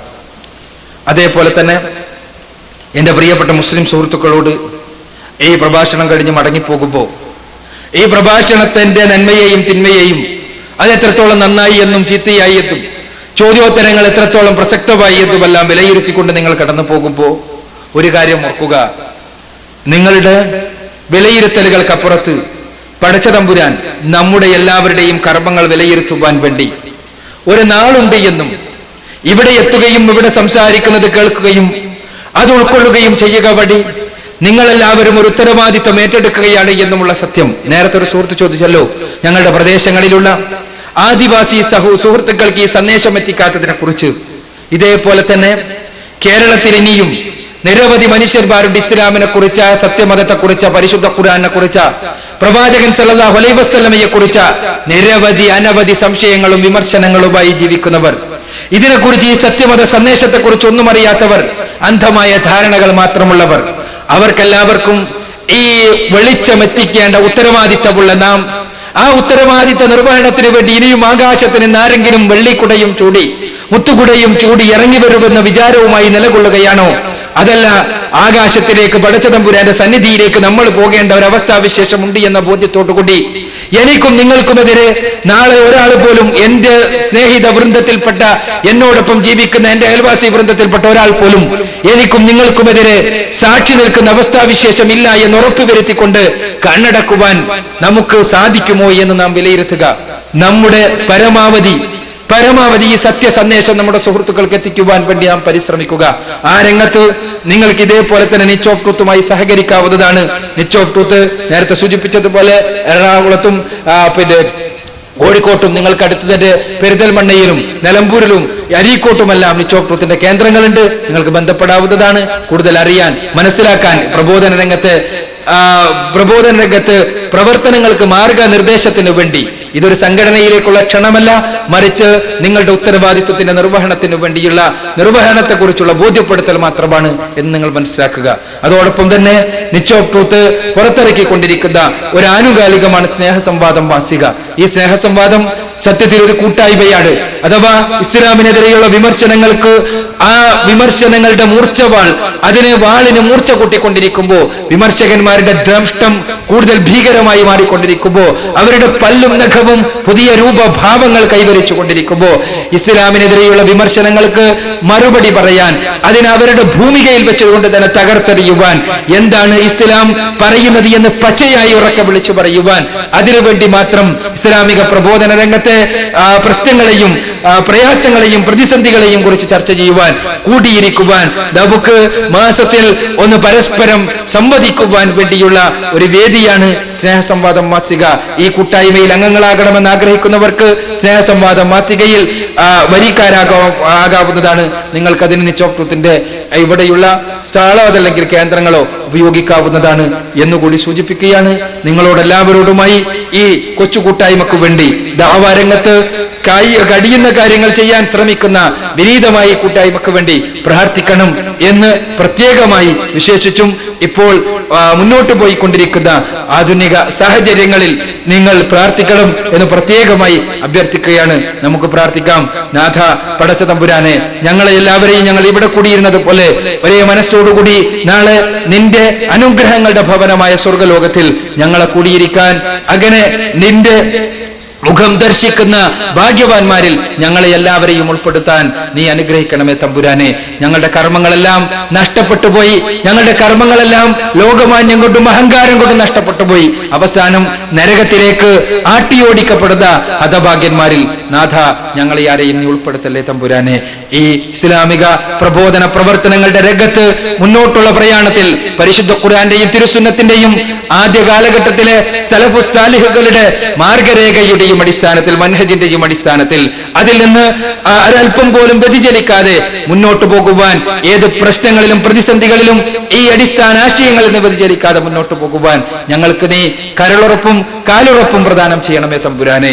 ഈ പ്രബോധന പ്രവർത്തനങ്ങളുടെ മുന്നോട്ടുള്ള പ്രയാണങ്ങളിൽ ഞങ്ങൾക്ക് അനുഭവപ്പെടുന്ന പ്രയാസങ്ങളിലും പ്രതിസന്ധികളിൽ നിന്നും നീ രക്ഷ നൽകി ഞങ്ങളുടെ പാത സുഗമമാക്കി തീർക്കണമേ തമ്പുരാനെ. ഞങ്ങളുടെ ഈ പ്രബോധന പ്രവർത്തനങ്ങൾ വഴി ആളുകളുടെ മനസ്സുകൾക്കകത്ത് കട്ടപിടിച്ച ഷിർക്കിന്റെ കൂരിരുട്ട് നീങ്ങി തൗഹീദിന്റെ വെളിച്ചം സംസ്ഥാപിക്കുവാൻ ഞങ്ങളെ നീ അനുഗ്രഹിക്കണമേ തമ്പുരാനെ. ഈ പ്രബോധന പ്രവർത്തനങ്ങളുടെ രംഗത്ത് ശത്രുക്കളുടെയും മിത്രങ്ങളുടെയും സകലവിധ ശത്രുതകളിൽ നിന്നും ഞങ്ങളെ നീ കാത്തുരക്ഷിക്കണമേ തമ്പുരാനെ. റബ്ബന ആതിനാ ഫിദ്ദുനിയാ ഹസനതൻ വഫിൽ ആഖിറതി ഹസനതൻ വഖിനാ അദാബന്നാർ വആഖിറു ദഅവാനാ അൽഹംദുലില്ലാഹി റബ്ബിൽ ആലമീൻ. അസ്സലാമു അലൈക്കും. ഇസ്ലാമിക പ്രബോധനം ഓരോ മുസ്ലിമിൻ്റെയും ബാധ്യതയാണ്. ഈ ബാധ്യത നിർവഹിക്കുന്നതിനുള്ള ഒരു കൂട്ടായ്മയാണ് നിച്ച് ഓഫ് ട്രൂത്ത്.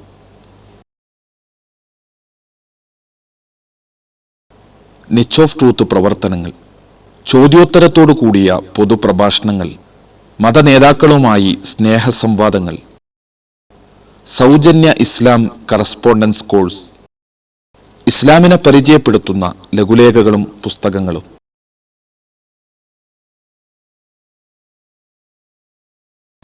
പ്രബോധനത്തിന് മാത്രമായി ഒരു ദൃശ്യശ്രാവ്യ മാധ്യമം ക്രിയേറ്റീവ് മീഡിയ, ഇസ്ലാമിക പ്രബോധനത്തിന് മാത്രമായി ഒരു ആനുകാലികം സ്നേഹസംവാദം മാസിക, ഇസ്ലാമിനെക്കുറിച്ച് സത്യസന്ധവും ശാസ്ത്രീയവുമായ അറിവ് നൽകുന്ന ഇന്റർനെറ്റ് സൈറ്റ്, ലോകപ്രശസ്ത ഇസ്ലാമിക പ്രബോധകരുടെ കാസറ്റുകളുള്ള ലൈബ്രറി,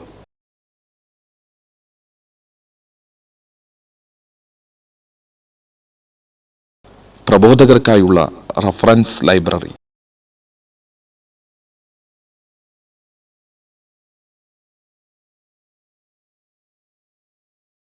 പ്രബോധന പരിശീലന ക്യാമ്പുകൾ, ദഅവ വർക്ക്ഷോപ്പുകൾ,